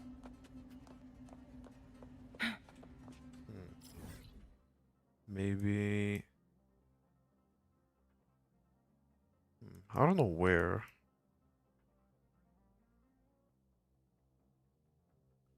Oh well. I wanna come here, but outside. Like, not enter nothing. Yeah, right here. I believe we can just climb to the top, right? Yeah. Okay. There we go. And into the onto the sword. Into the sword. Great. Okay. Fuck. Okay. I thought that I was gonna take damage, but apparently not, which is good. Wow. That's a big tower. Damn. The view is not half bad, actually. Wait, let me climb up. Because I can see that there is this thing to get. Winds, heed my command. Whoop. Okay. Those look pretty cool, not gonna lie. Wait. Okay. Since we are done with the main quest for now, we're getting back to the previous topic at hand. Why the fuck did I rebrand? Why the fuck was I gone for 3 fucking weeks? And where the fuck have I been? Why was I on a fucking hiatus? While June started, me and Fire were like, let's go start, like, let's go to the gym. Let's start going to the gym more often. Because we do need to get a little bit in shape. At least a little bit. Because I think that we both need it. And we started going to the gym. Everything was running perfectly fine. Until 3 weeks ago. Where my MS decided to freaking act up again. Wouldn't you know it? My whole... Well, not my whole left arm, but the pointing finger and my thumb of my left hand went numb. It transpired, like it traveled all the way beneath my left armpit and onto my left, what is the word for it in English? Shit. Fuck.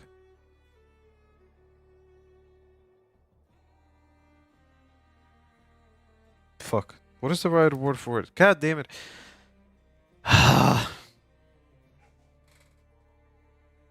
Okay, doesn't really matter. In my Point is, previous match, it was I slipped on and the left left an side of my opening, chest. but my opponent failed to notice.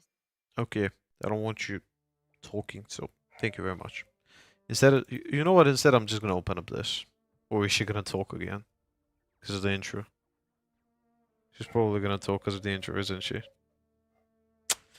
God damn it. Looks like I'm gonna have to open up the weapon banner or any of the banners that there are. But yeah, regardless, I started feeling that numbness all over again. Which was pretty not fun, believe it or not. So I went to the doctor, to my neurologist, and she was like, I understand. Checked, like, she did a whole checkup on me. Apparently I was alright. She was like, there is something, however, you're mostly okay. And what she told me, or should I just say what she prescribed me, as medication was 3 needles in my freaking thigh, which was awesome. 1 needle per day. I had to spray my whole left shoulder with some sort of a spray, a healing spray, something like that, like a healing spray, for example, taken out of Resident Evil. That's a rough example, but still, you get what I mean. English is not my native tongue, so I hope you guys understand when I'm having troubles translating shit from my own language to English, but it is what it is. Basically, I had to spray my whole shoulder with that spray, and I also had to drink pills. After that shit ended, which was after a week, I went to the doctor again. She did a checkup on me, and she was like, you're doing better, for sure. However, you're gonna drink 1 more set of pills until you completely finish them. Okay, no problem. I kept on drinking those pills, and I finished them last week. Everything alright, everything clear. However, still, till this very moment, I still feel a little bit of needles in my left hand. However, it's not as bad as before. And also, it's getting better by the day. So, hopefully, in 2 weeks' time, I should be completely back to stock. Now, aside from that, if I'm not feeling 100%, why the fuck am I streaming now? Well, you know, or for the people who have been following me for a very long while and tuning into my streams, you know that I'm Osu player. I play Osu. How do I tap? With my left hand. And if I can't tap, then what the fuck is the point of playing Osu? Nobody is interested in watching a streamer who is basically playing with a relaxed mode, aka only aiming. Nobody is interested in doing that. So what the fuck is the point of streaming Osu? Shizu, there are games that are not Osu, and you can still play, if you can feel the touch of your keyboard with your left hand. I agree. That's why I started playing other shit off stream. I went back to Cyberpunk 2077, which I did stream a very long time ago. But I deleted the game because I wasn't playing it. And that's why we haven't had any more streams of that game. And because it's getting heavy on my CPU. Believe it or not. Because it's summer, it's hot as it is. And it gets even hotter. Like the CPU gets even hotter while I'm playing Cyberpunk, even off stream, let alone on stream. Regardless, I started playing that. Started playing CS more. Started playing Siege. Started playing Euro Truck all over again. Basically, I played different games right now, is what I'm trying to say. And eventually I came back to WoW as well. Because I was mega fucking bored. I had nothing to do. I just wanted to play something cool. I even bought V Rising and started playing V Rising as well for a little while before I basically just abandoned it. And my next stream definitely will be playing V Rising, if not Wuthering Waves. Because I do want to stream, because I started feeling the grippiness of my keyboard again. That's why I came back to streaming, and because I really missed it. I really... Like, in those 3 weeks, I reevaluated everything that I stand for while being a streamer. And I was lazy as fuck also for those 3 weeks. But still, I reevaluated my goals and rethought everything that I did for streaming and that I do for streaming. Why did I start streaming? What the fuck is the point of me streaming? And I remember that from the very freaking beginning. I started streaming because I want to meet new people. I want to grow an audience that will be here for me and not for the content. Audience that maybe some of that audience can become my friends. Play games with me. Maybe even meet IRL someday. Who knows? Anything can happen. And that's why basically I decided to come back once again.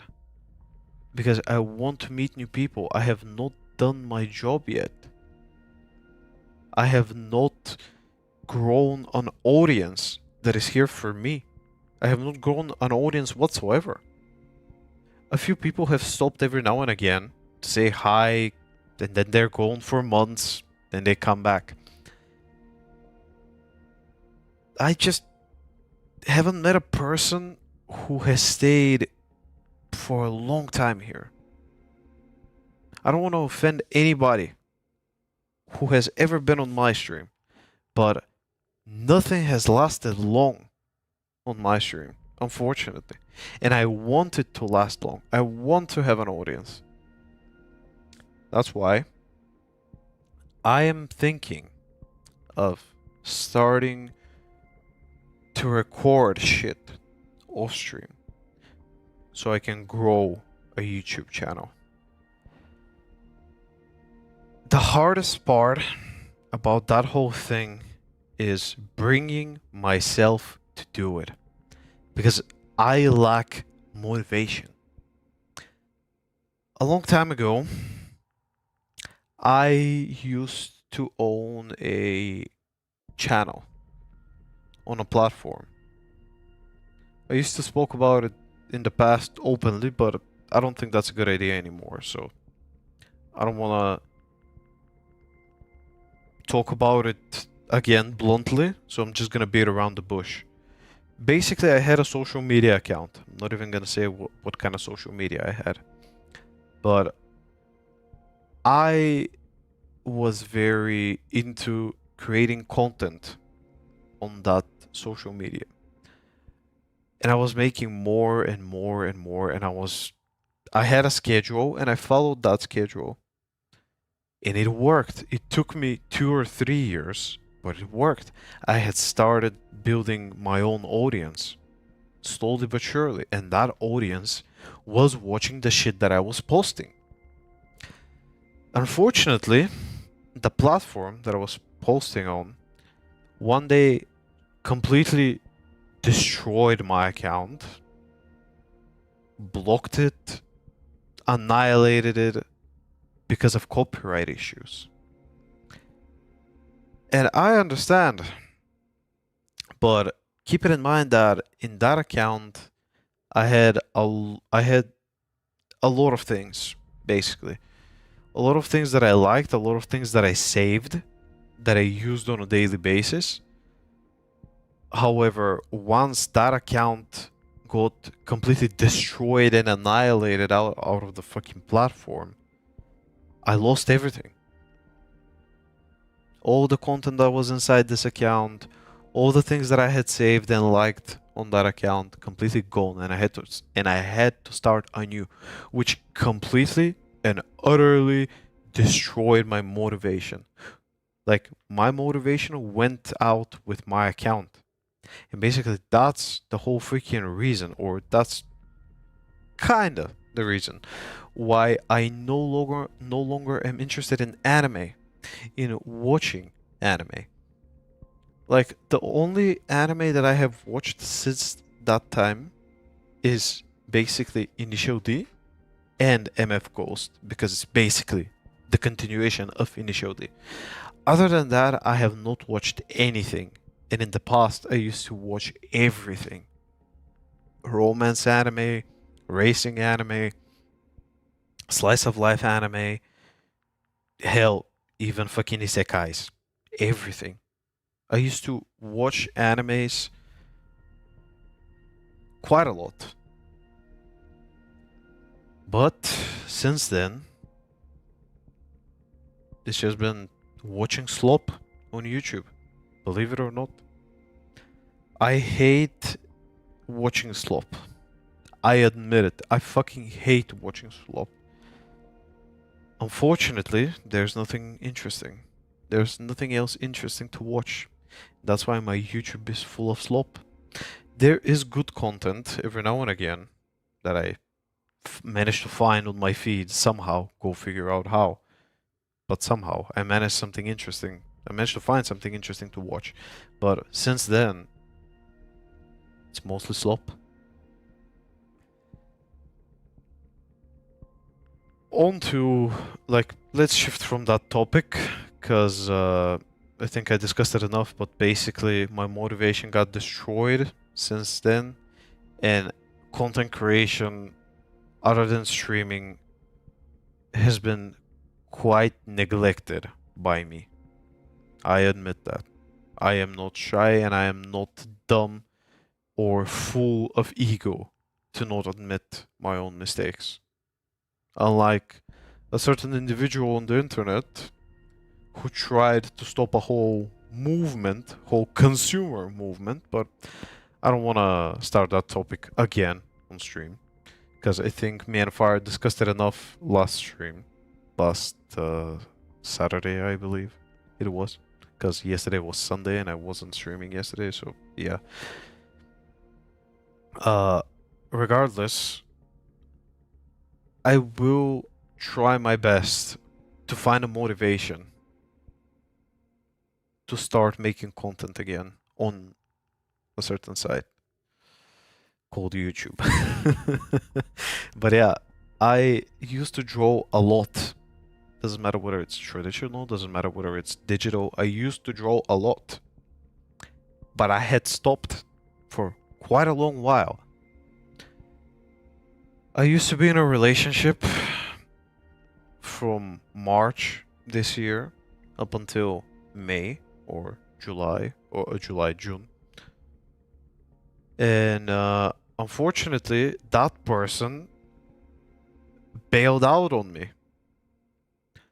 That person just decided I no longer want to communicate with that person anymore for some reason. I don't know what. I wasn't given any reason why that person wants to cut off any kind of contact with me, because they were claiming that they were speaking to nobody, even though apparently they were. Because it's kind of hard to believe you when I see through your lies right off the get-go. But yeah, I hope that the people that you're communicating with now and the person that you're dating now is way better than I ever was. I hope that you're happy. You know who you are. I don't know if you're watching the stream or not. You're probably not, but in case you are, I just hope that you find what you're looking for And I hate the fact that you abandoned me the way that you did.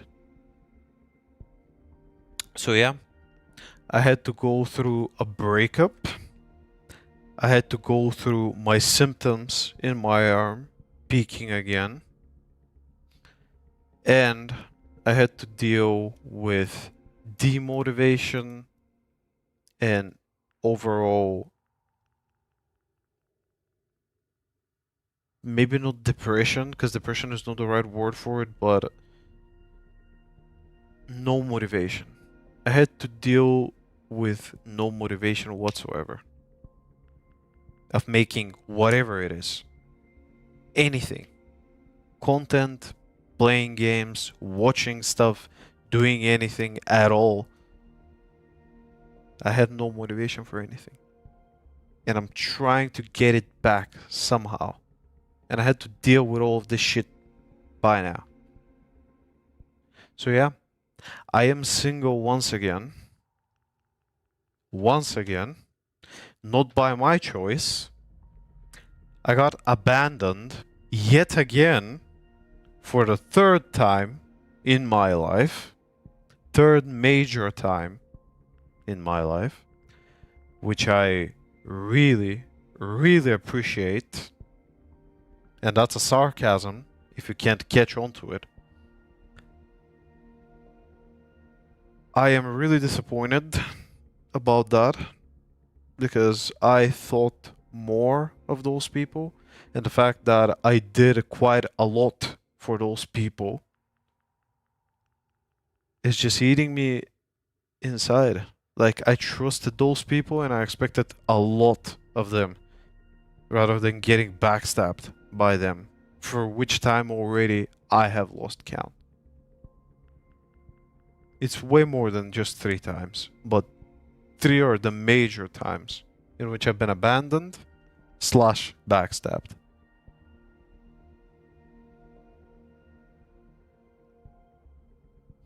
I don't know. Maybe I'm just not deserving of a relationship. Maybe I don't know. I have no fucking idea. I don't know what to say. Maybe I'm just not lovable. Maybe I'm not doing enough. Maybe I'm not bringing anything of value to those people to the table. Even though I bring care, I bring loyalty, I bring attention. Because that's the thing which I want in a relationship. I want attention between me and my partner rather than getting abandoned. But oh well, I guess those things were just never meant to last, unfortunately. But yeah. Onto the rebrand, which is another topic which I want to discuss. Last year, I became a cat, basically. Or I have been a cat for a very long time. Way longer than just last year. But last year was the last time when I did a rebrand. Changed the aesthetic, changed anything on this stream and my social media in general. And I also need to do that for my Twitter, which I still haven't because I'm a fucking dumbass and I forgot to do it, but I'm gonna do it off stream. Anyway. Regardless, I wanted a rebrand. And I've sat for the past 5 to 6 days thinking, what do I want to be now? I've done a cat, I've done a shark, I've done a dragon, I've done a dragon human VTuber style PNG. But I've also done a Samoyed dog before. I've done a crossover of my own character as Azir from League of Legends in the past. Because Azir was my favorite champion for a long while. Aesthetically wise, that is. But I have never been a fox. And last year, I had to do a project for uni to design a logo for a company. And I designed a fox logo, which I wanted to look like I took inspiration from the fox shocks, like the shocks for cars, for monster trucks, for trucks, you know, those pickup trucks I'm talking about. Like there's a brand that's called Fox that is making basically shocks for your cars. And I took inspiration from that and made a Fox logo, but I called the company Foxworks. Basically Foxworks, which is a brand for custom shocks for your cars, shocks and springs for your cars. And I turned that in and they liked it, like my professor liked it. And it's sat there since then, like that logo has sat there since then, and I didn't know what to do with it for a very long time. It just sat there. I completely even lost track for it. But when I thought about it and decided to become a fox now, it made my fox avatar, which that's the avatar. Wait a minute, let me actually zoom it in for you guys. Yeah. I did make this in about 3 to 4 hours in total. That's how long it took me to make this model. It's not bad. I like it quite a lot. I took inspiration from a lot of fox pictures that I saw on the net. I retained the hair from the cat because that is my signature thingy. I no longer hold the angelic spear tail as I did for the cat, because I wanted the cat to have something else rather than just a round tail. But since now I'm a fox, I changed everything, like the whole model.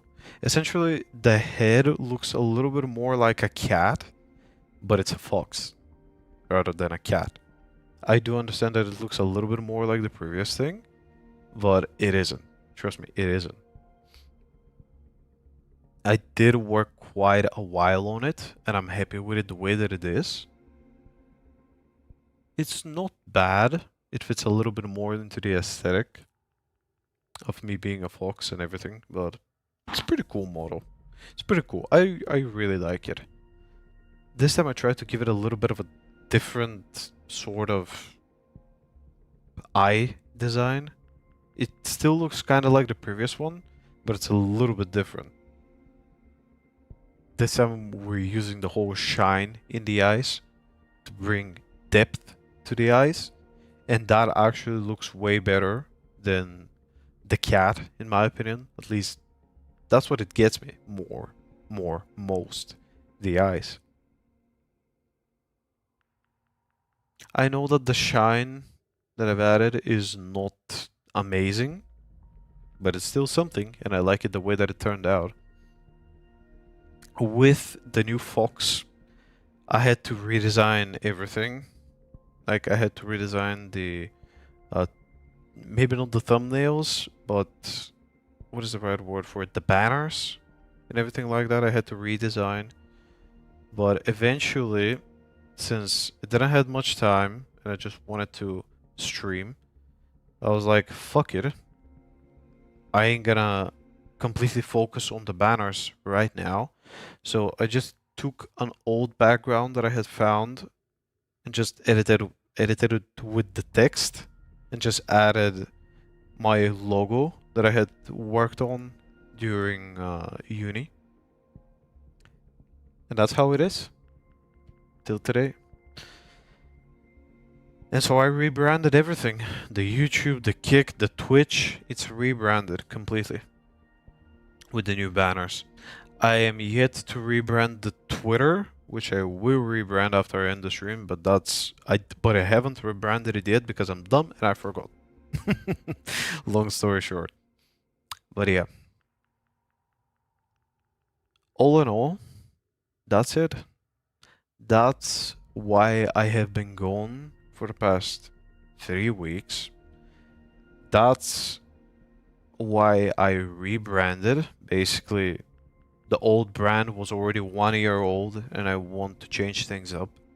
We have a new starting screen and we also have a new Be Right Back screen, which is essentially the same thing. Which I did have to change because I wanted something new. Like with the whole rebrand, you have to change things so they can fit the vibe. And so we're no longer this pink and blue sort of cotton candy kind of vibe anymore. I'm gonna focus more on the red theme because red is my favorite color and has always been. Red, white, black, and gray are my most favorite colors. That's the way that I dress. That's the way, like, those are the colors that I dress in mostly. And in general, that's just my sort of colors. I don't know how to express myself the right way, but those are my favorite colors. Those are the type of themes that I'm going after. I mean, look, if you could look at my setup right now, my laptop, my computer, my everything, my PC case is white, but the components inside of it are black and red. And even I have RGB. My monitor is black and red. My keyboard is white. My headphones are white and black.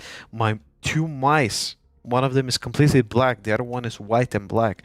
The laptop is completely black, but the freaking lighting on my laptop's keyboard is red and white and gray. My phone on the screen side is completely black, but on the back side it's white. My everything is white, black, red, and gray. Everything. That's just my type of vibe. Those are my colors. That's the way that I guess those colors represent me in a way. I don't know. I don't know how to express myself correctly because,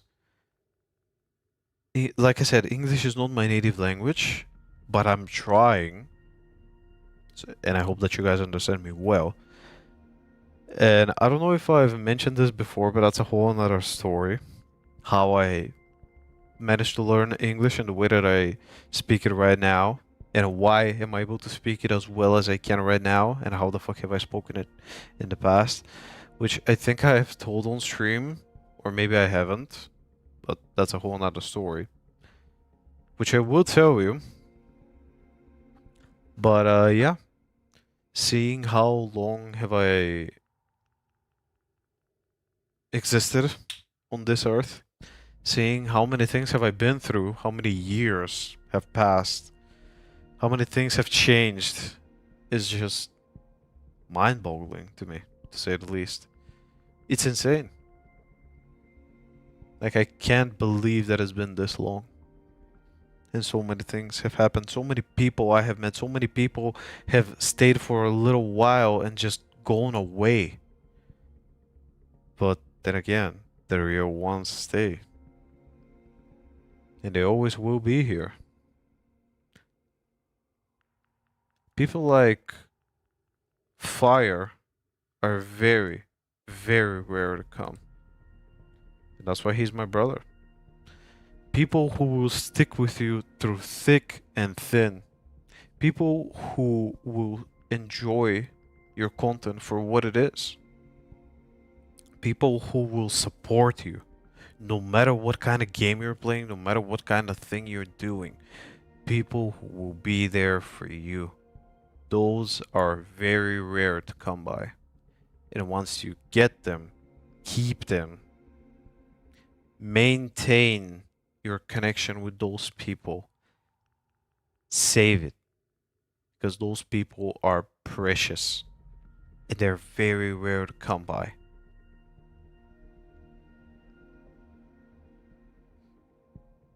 Because otherwise, you're gonna be like me right now. I have met so many people. I have thought that I had found my place in many groups, communities, call it whatever you want. And then several months pass and everything breaks down. I don't know. I guess that's just how life is. Life has been written for me. Maybe I just don't deserve to be a part of anything, really. Maybe I don't deserve whatever it is. I have no fucking idea, even though I'm still trying. Trying my best and hardest to earn what I want. I'm still trying to meet new people, to make my community grow. But either I'm not trying hard enough, or I just don't deserve it. I don't know.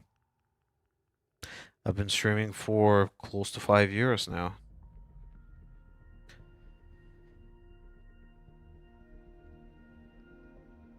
It's been such a long time. I've gone through so many games. From gachas like Genshin, Honkai Impact 3rd, games like Mahjong Soul, games like, what else have I played on stream? Doom 2016, Doom Eternal, Metal Hellsinger, Cry Machina, we've also played on stream, but we still haven't finished. Scarlet Nexus, we've played on stream, which was a very long time ago again. Prototype 2, which we have played on stream several times, I think. But now I think I already have it posted on my YouTube channel. Like the whole streams of Prototype 2 should be posted on my YouTube channel. You basically just open up YouTube and type Shizuze and you should find my channel. What else have we played on stream? I believe we've played Schedule 1 before. We've played a Repo on stream for sure. These years. These close years. VR chat, hoping we've done with previous groups which I'm no longer a part of and haven't been a part of for the past 8 months. We've streamed Minecraft, Rocket League, PGR. Also is one of my main contents, or at least was, or at least for now it's on a hiatus. That type of content will be on a hiatus on my streams because of my left hand until it fixes itself.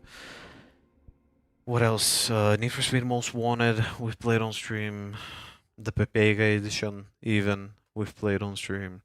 Euro Truck, Phasmophobia, Hades 2, CS, obviously. CS is just it's been a long journey with CS on my end. I hit 10 years last month. Exactly 1 month ago. I hit 10 years in CSGO. And in CS in general. That's just mind-boggling to me. How long it's been. We've streamed even VR chat. Like I said, hopping in on VR chat. What else have we streamed? God, it's been a while. Dark Souls I have streamed at one point. So many games, so many memories. And so many people, like I mentioned, have been through my stream. Proxy, who is one of my previous mods, and his brother from another mother, Hydro. These two met up, I believe, through my stream, and they found out that they were brothers by soul. And they're still together, mind you, because they stayed for a while on my streams. Back in the beginning, back in 2020 or 2021, I already forgot. But they stuck on my stream for a while before they left for whatever reason they have. But they left my community a long time ago, and several years later, Proxy came back. And he was like, I don't know if you remember me, buddy, but you're doing great. And I'm like, yeah, how can I forget my very first mod? And I started asking him, even live on stream, because I believe that's where he came. And he was like, I wasn't sure if you're gonna remember me or shit like that. How the fuck am I not gonna remember my very first mod? The very first person that I made my mod.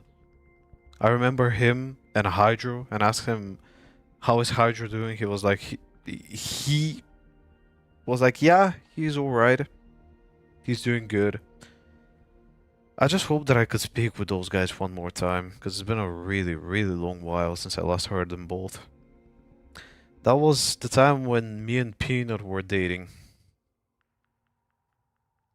Or at least around the time when I met Peanut, and a while after that, we started dating. Peanut has also been a part of my stream for a long while. We dated for, what, 3 years? And then we broke up. Because again, she abandoned me for a very long while, and then I decided to break things up. Because I don't want to deal with loneliness, and if my partner is willing to just leave me there and do nothing, not even talk to me whatsoever, I do understand that people are busy, but it's not alright for you to be in a relationship. And for example, I text you today, hey, how are you doing? And for you to reply to me 8 to 9 days later, I'm okay, I'm just busy doing my thing. Because that's not how relationships work. That's how relationships die. When you cut off the communications, that's how relationships die. And a lot of people seem to forget this, basically, and to think that things are gonna be okay, even if you don't communicate. But spoiler alert, they're not okay. They're just not. And this is why I decided to end things with Peanut for good. Because if you're not willing to commit to our relationship, to show attention to me, to, what is the right word for it? To actually want to spend time together, if you're not willing to do that, why the fuck are we keeping up this act? At that point, we're together just because we can claim we are taken, instead of looking for better opportunities, which we should be doing. But we can't, because we're taken. I'm saying this with brackets. Taken.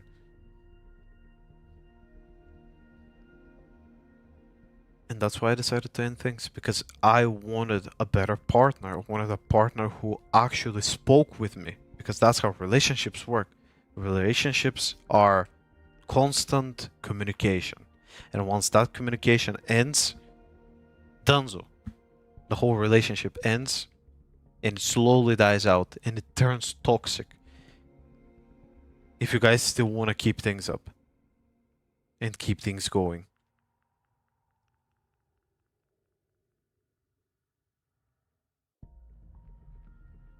And I'm not ready to commit to a toxic relationship anymore, because I've endured long enough to be like, I don't want to deal with this whatsoever. I want to feel seen, I want to feel heard, I want to feel cared for. I want to feel like I matter. Not to feel like I've been discarded out there in the world without anybody giving a shit about me or whatsoever. Because I expect my relationship partner to stay by my side, to pay attention to me, to want to talk to me, rather than ignore me and do whatever the fuck they want. And claim the cheap excuse, oh, Discord doesn't send me notifications. will make it send you notifications. It doesn't send you notifications because you've turned them off. That's why it doesn't send you notifications. Simple as that. Anywho, after I ended that relationship last year, around this time of the year, it was July, but I don't remember which July. I felt sick, if you guys remember. I felt sick and I was throwing up so bad to the point that I had to take my medicine through IV bags. It was that bad. Yes, I was throwing up and I was shitting myself every fucking time that I ingested anything or drank anything or eaten anything, in general, ingesting anything. I would shit it out in a matter of seconds or minutes. A little, let's say 5 minutes. And that wasn't good. The only way to fix this was taking the medicine through an IV bag. And I did. After that, I felt good. That was the time when I told Peanut that I wanted to end things up for good. And she was like, I can't talk to you right now. I just hope that you're doing okay. After that speech, I got sick. And after I recovered, several days afterwards, she's texting me again.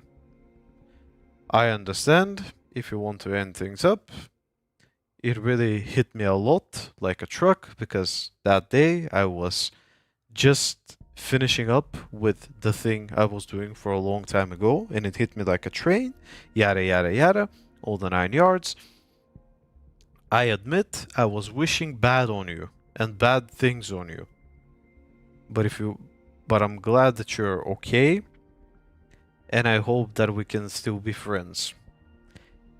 The moment that she said I was wishing bad things on you, it clicked in my head. And I was like, how fucking bad of a person do you need to be? Or should I say, how much of a witch do you need to be to wish someone bad? Honestly. Because I did feel sick for a long while. Basically, she cursed me, is what I'm saying. She cursed me by wishing me bad.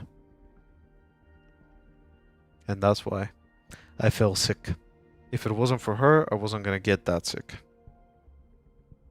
And so it clicked in my head, and since then, I have her blocked.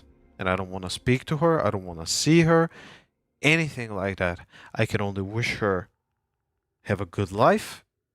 Don't talk to me, don't look at me, don't bother me whatsoever. And we'll be good. From that day onwards, I cut all kinds of ties and all kinds of communications. Because if you're willing to wish bad on me and even bring me sick over a bed for a while, I don't know what you're willing to do for somebody else. And I don't know what the fuck are you gonna do? And how far are you willing to push things if it were somebody else and not me? And if we were to keep the whole communication of ours going. I completely cut that person off entirely from my life and I don't want to see her again. Other people who have been in my stream after that, like after I ended up the relationship with Peanut, I met up with, I believe I met Puppet through Palia, because in August I downloaded Palia and I started playing and streaming Palia. I raided Puppet, and then I met her husband Kangi, and then I met Potts. That's from that company of people I met Potts, and that's why he's still in my Discord server, because he's a longtime friend and he's always gonna be my friend, because I believe that he was the only person from that whole group that I actually clicked with. He was the greatest person from that whole thing, and he still is that person from this whole thing. But yeah, basically, I met Puppet back in August. I met Puppet, I met Kangi, I met Menthius, I met Potts, I believe. Once I completely got into that group, I met Mawu, I met what the fuck was her name again? That fucking bitch. The two-faced bitch. Fuck. God damn it. I forgot her name. God damn it. I know her IRL name, but I forgot. Pudding. Pudding. Pudding. ASMR Pudding. That was her username. I also met her and a lot more people than that. And so we hanged out for a while. From August all the way to December. We were a whole group of people. We hung out. We enjoyed ourselves playing things. Through Popper, I managed to meet Trauma. Trauma Queen, some sort of number it was. I'm not entirely sure what kind of number it was, but basically she likes to be called either Trauma or Evelyn. I met her. I met Rui. Who else did I meet through that group? Many people, basically. And so, one day, like, I wanted to hang out with those guys and I thought that I knew them better. One day, we pull for characters in Genshin. And I believe it was Kangi, I think? Back when the Mawika update first came, he started pulling on Mawika. And he got Mawika very easily. I was like, okay, that seems pretty good to me. Let me update my game and do my pulls. I'm doing my pulls. He's like, don't get basically don't get Mawika. And I'm not getting Mawika. And the whole time, he's like, I'm sorry, I'm sorry, I'm so sorry. Well, if you're sorry, why the fuck call it to begin with?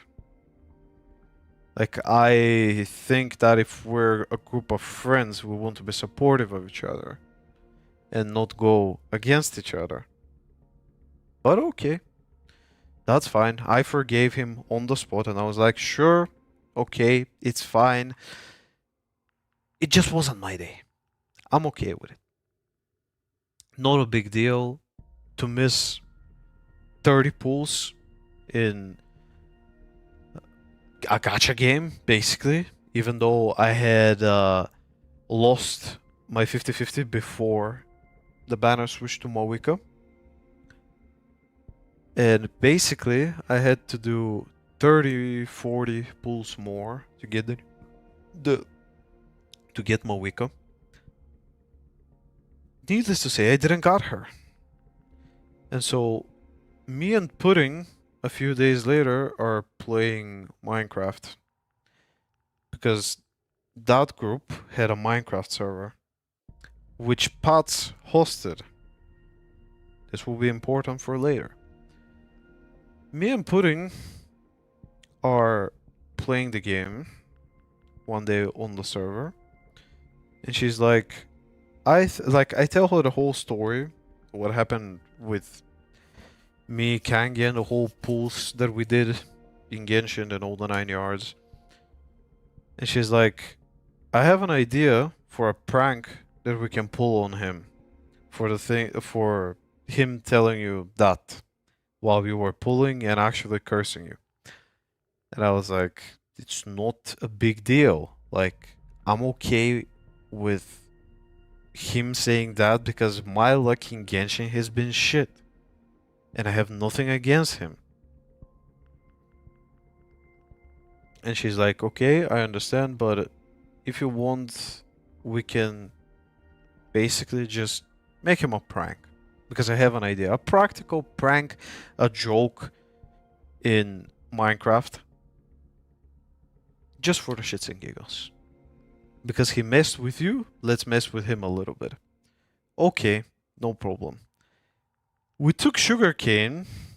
Her whole idea was not sugarcane, bamboo. Her idea was take the bamboo and cover the whole space around his house in bamboo. And that's what we did. We covered the whole thing with bamboo. Imagine we covered it with 30, 40 stacks of bamboo. The whole place full of bamboo. That was insane. The moment, like, we did this whole thing and then we quit the game. Like, we left the server, we haven't entered in a few days. A few days passed by and we see a screenshot in the server of posted by Kangi.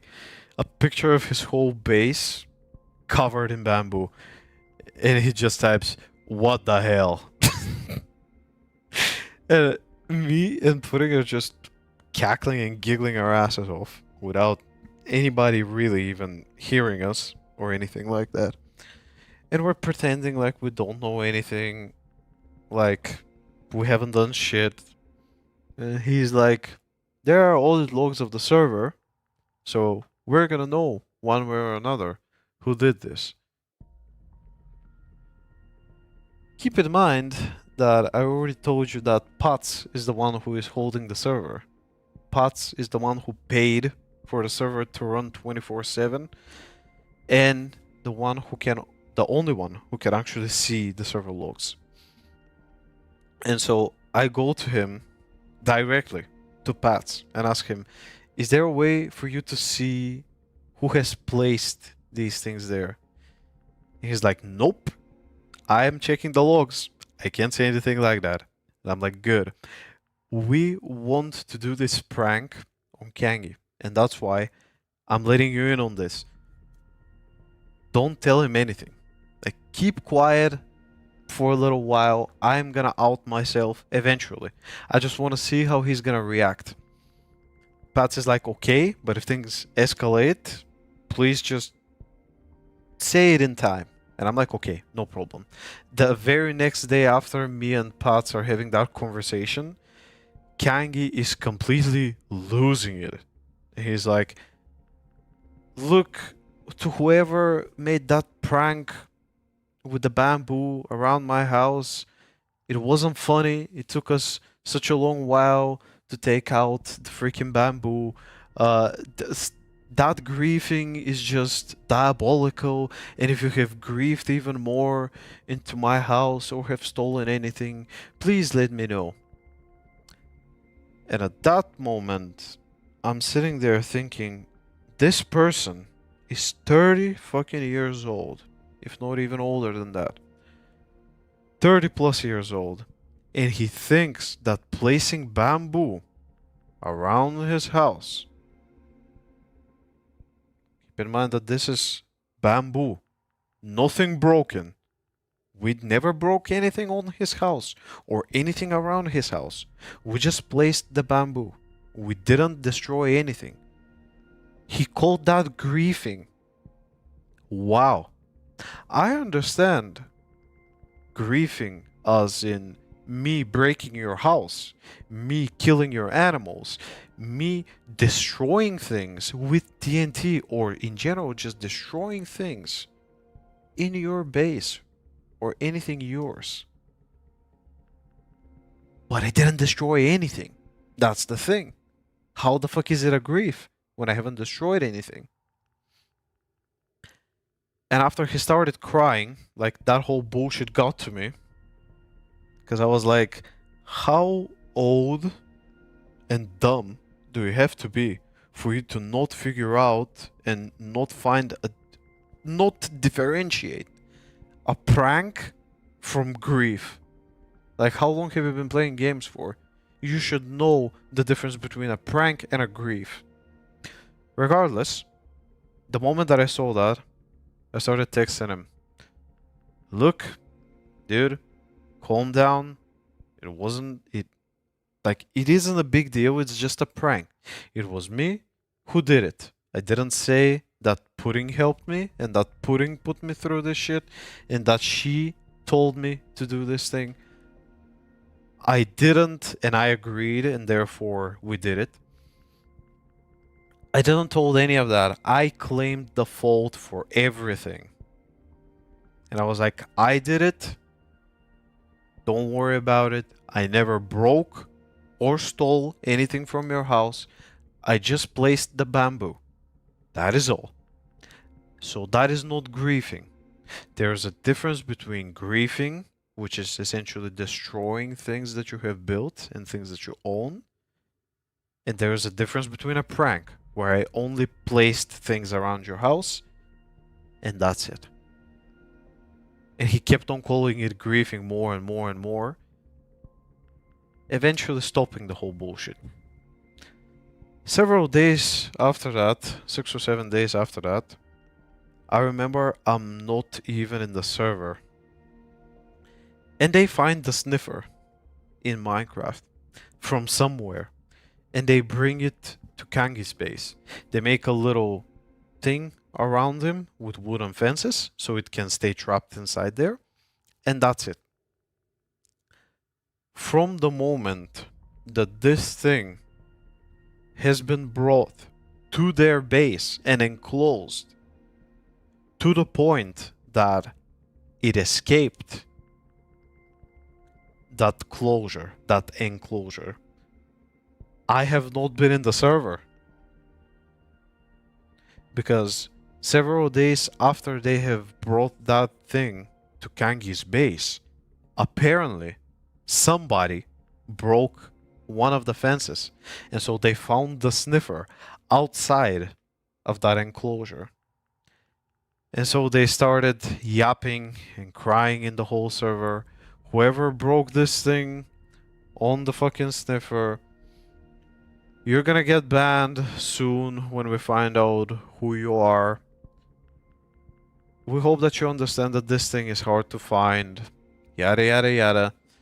We don't wanna grieve the way that you have, and so the only way for us to find a solution to this thing is just kick you out.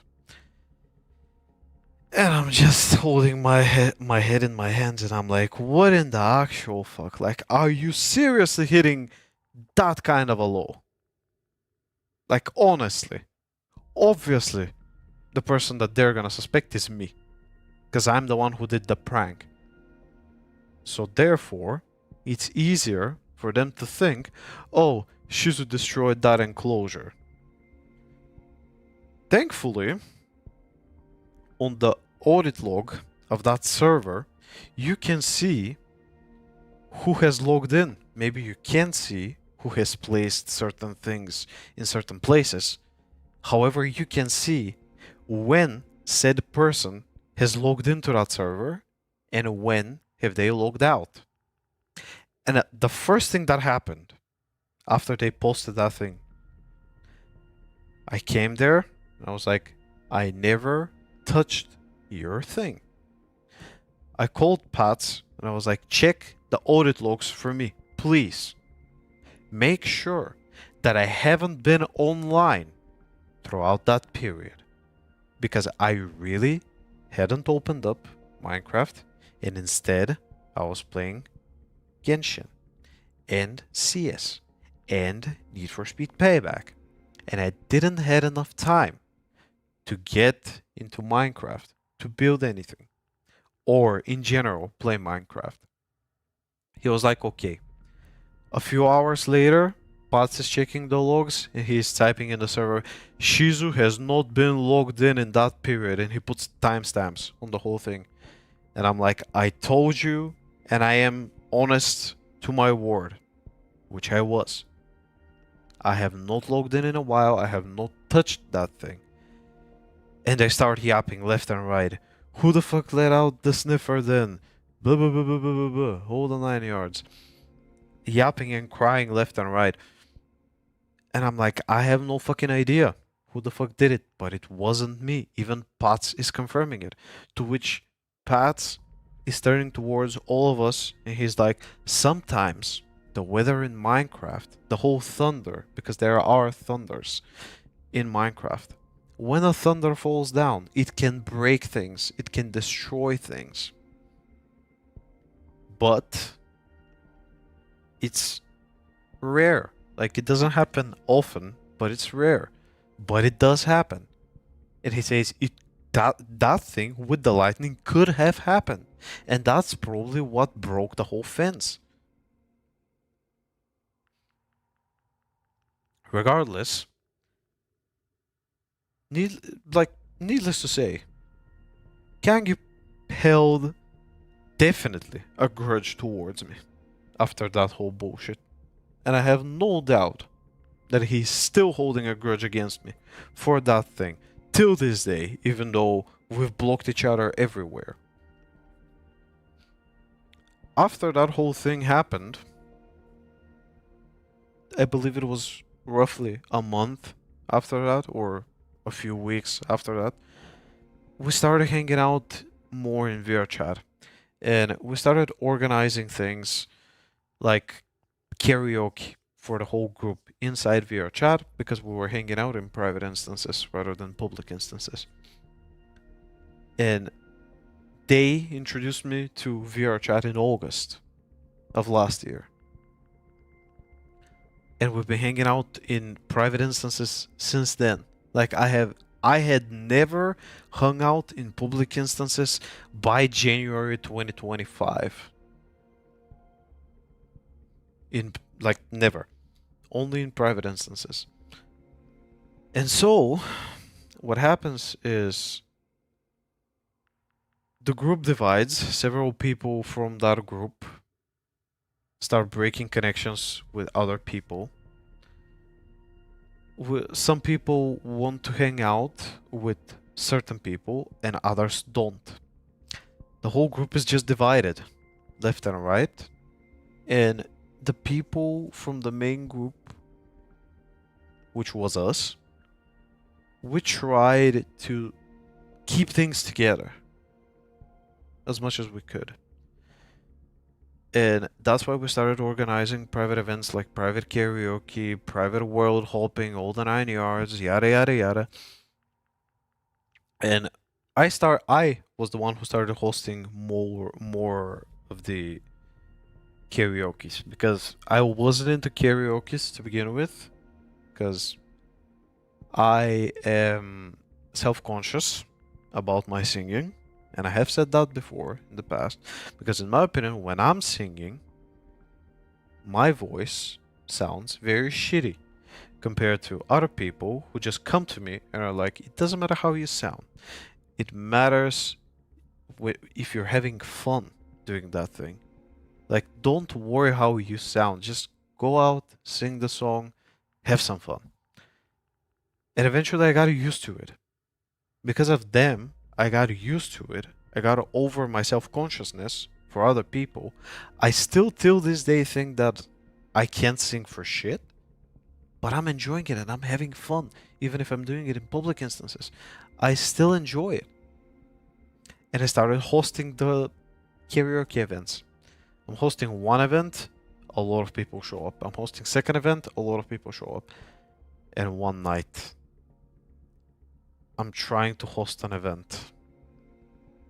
Nobody even bothers to come to my event. Instead, they go to Trauma. Because Trauma had made her own instance that night, and everybody else was going to her instance. And I wasn't invited. Nice. They deliberately decided to keep me out of this thing and ignore me. Which was amazing. Because apparently, they held a grudge against me. Amazing. Regardless, from that night, I was done with it all. They didn't want to talk with me. They didn't want to spend any kind of time playing things together. They didn't want me in the group whatsoever anymore. Go figure why. Probably because of that grudge that they held against me. They removed all of my privileges that I had in the Minecraft server. Everything. From the mods where I could swap between survival and creative mode. Because I used that to fast travel. Because it was way easier for me to fast travel. And all the 9 yards. First they removed that, then they stopped communicating with me whatsoever, and then they started ignoring me, and basically telling me to fuck off and get out of their group. That's what I did. I got out of that server. All of it. I blocked all of those people, and I never looked back. Thing is, the only two people after that night that kept communicating with me were Pat and Pudding. Because me and Pudding were very close. You can say that we were like very close together.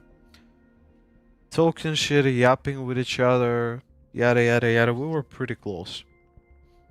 When I tell her what happens, she's like, oh, that was awful. I'm gonna talk to them, see what the fuck is going on. And the next day, she's blocking me as well. Everywhere. Interesting. Getting betrayed by a person who is literally super close with you. Insane. Basically, I got backstabbed by that whole group of people. A few months pass by. I'm hanging out in public instances. I'm learning about public instances from that point onwards. I'm hanging in public instances. I'm playing Cards Against Humanity. And one night, Pat is coming in one of the instances that I'm hanging out in. I quit my table and we start yapping with each other. And I tell him my whole side of the story. Though everything that I've told you by now, I tell it to Pat, but in even greater detail. Because he was in that group and he knows what happened. He understands me. I did tell him that everything in that Minecraft server that I used to own is now his. And he can own it all in that server. I don't give a damn if he wants to blow up the house that I built there. If he wants to take all of my shit, take it. It's his now. I give it to him. I leave it as inheritance of me to him. Because he's the only one who actually checked out on me, who actually still cares about me, who actually talks with me. Other than those yappers that I no longer wish to see and talk with. Unless they want to reconcile with each other and to apologize to me. To the way that they discarded me and to the way that they treated me. Unless they want to do that, I don't want to see them. I don't want to talk with them. I don't want to do anything with them whatsoever. But yeah, basically, Pats was the only one who came to check on me. I told him a lot of stuff, which are true, believe it or not. Because he did confirm for himself that they were true. And that's basically it. I think me and Pats met up 2 or 3 times after that night. When we met up after I left the server.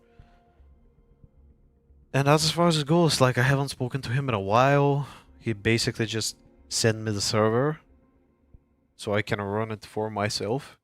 Because I didn't want to lose the house that I built on that server. That's why I asked him to send me the world. And now I also have it. I still have it saved on my computer. And I can go back to it whenever I want to. Because I spent legitimately hours, even on stream, building that house. And I still want to have it. I don't want my hard work to be in vain. And that's why I still have it. I still have that server saved. Not because of the memories, because of my house, because of the time that I spent trying to build something amazing. And what I built was a house LA style. And it took me a while to grind all the fucking materials because we were in survival mode. I couldn't cheat. So I had to grind and take all the materials one by one, by hand, which took me literally hours to grind, let alone build.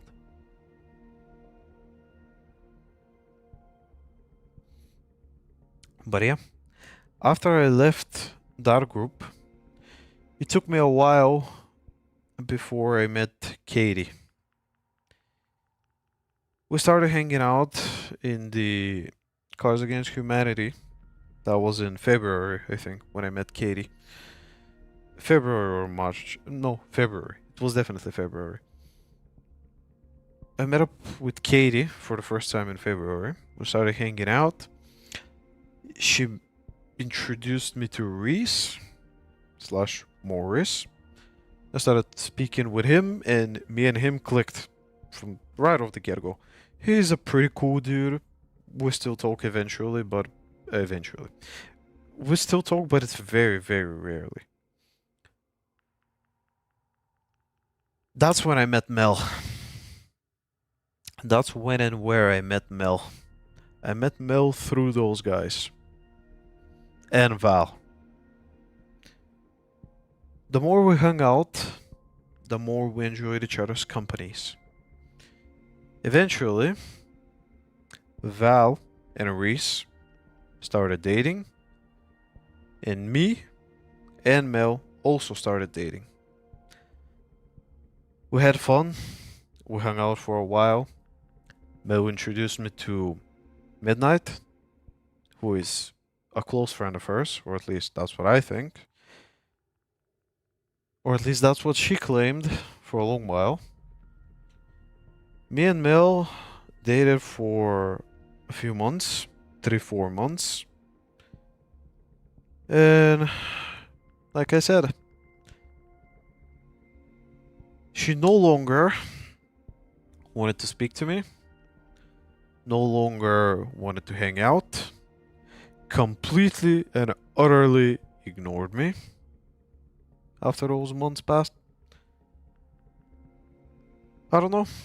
I guess I wasn't enough for her. We used to spam each other with reels on Instagram. That abruptly ended. Not even a reel or two. Nothing. I received nothing from her. What she claimed was that she wasn't speaking with anybody. She wasn't talking with anybody whatsoever. However, how can you not speak with anybody, including friends or whatever the fuck it is,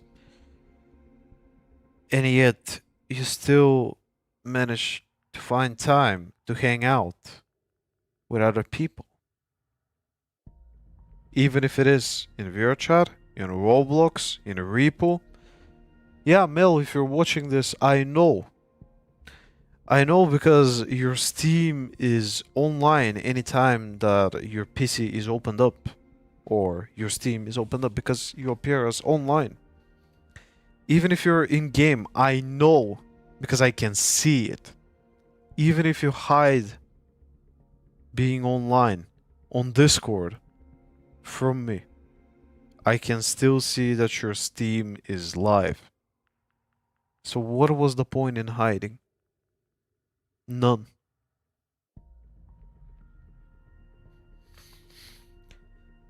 So eventually, after a month of silence, I cut ties. Simple as that. I cut ties and I was done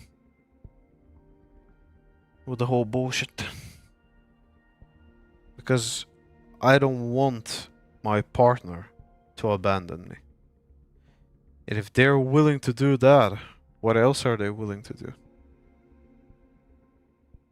If they don't give a damn about me, why start the relationship to begin with?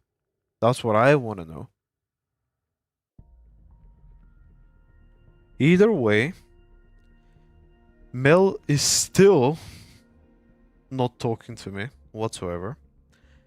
I'm not even gonna bother approaching her, because I've done that more than enough without any kind of fruits bearing from that. So yeah, if she ever wants to talk to me, she can. However, I am done being the one who's doing the approaching. I am willing to talk. I am willing to listen. However, I am not gonna be the one to approach again.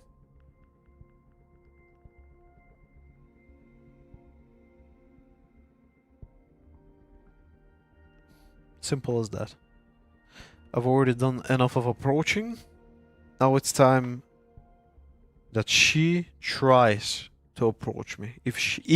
Only if she wants to talk. If she doesn't, then she can ignore everything. Just the way that she's been doing for the past few months.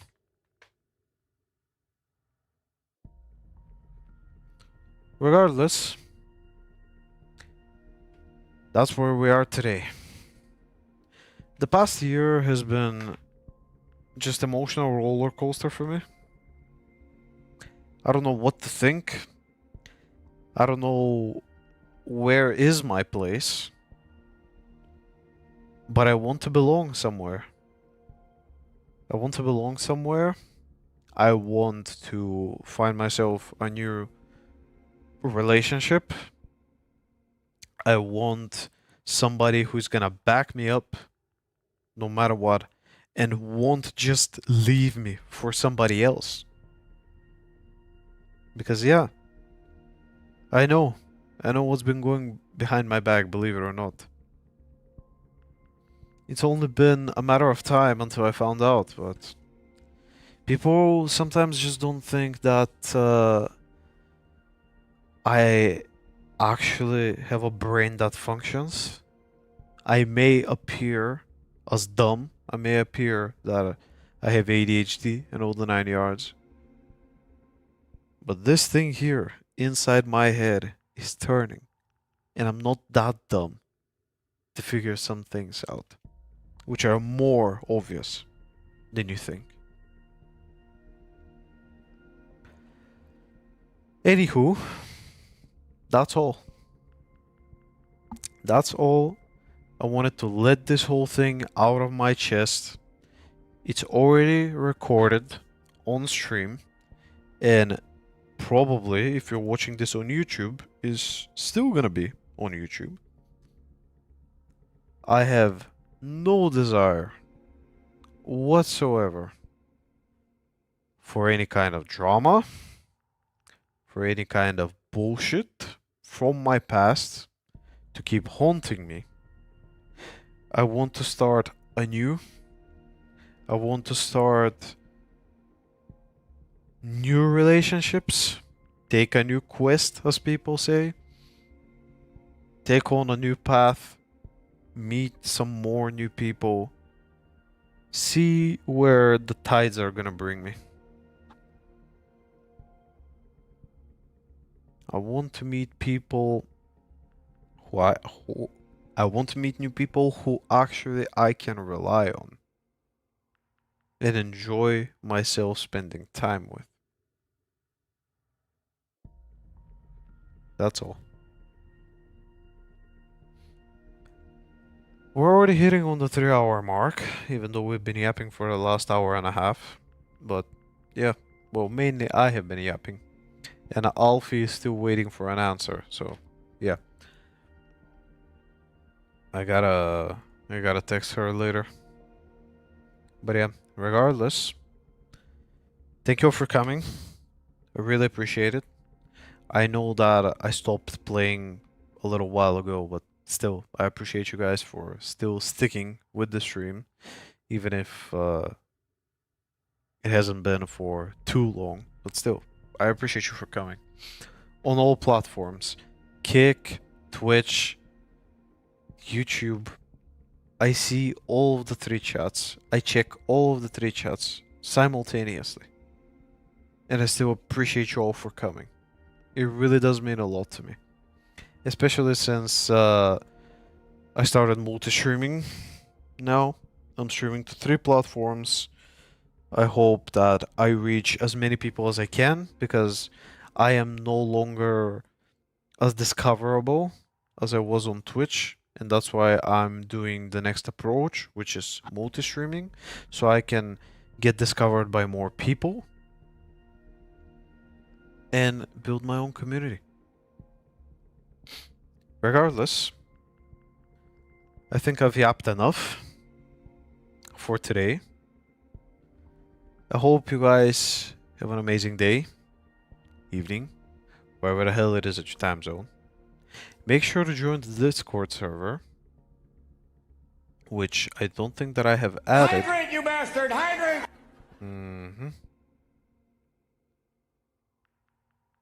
Unfortunately, I don't have anything to hydrate with, so it is what it is. Let me actually find the link for Discord that I can send in the Kick chat.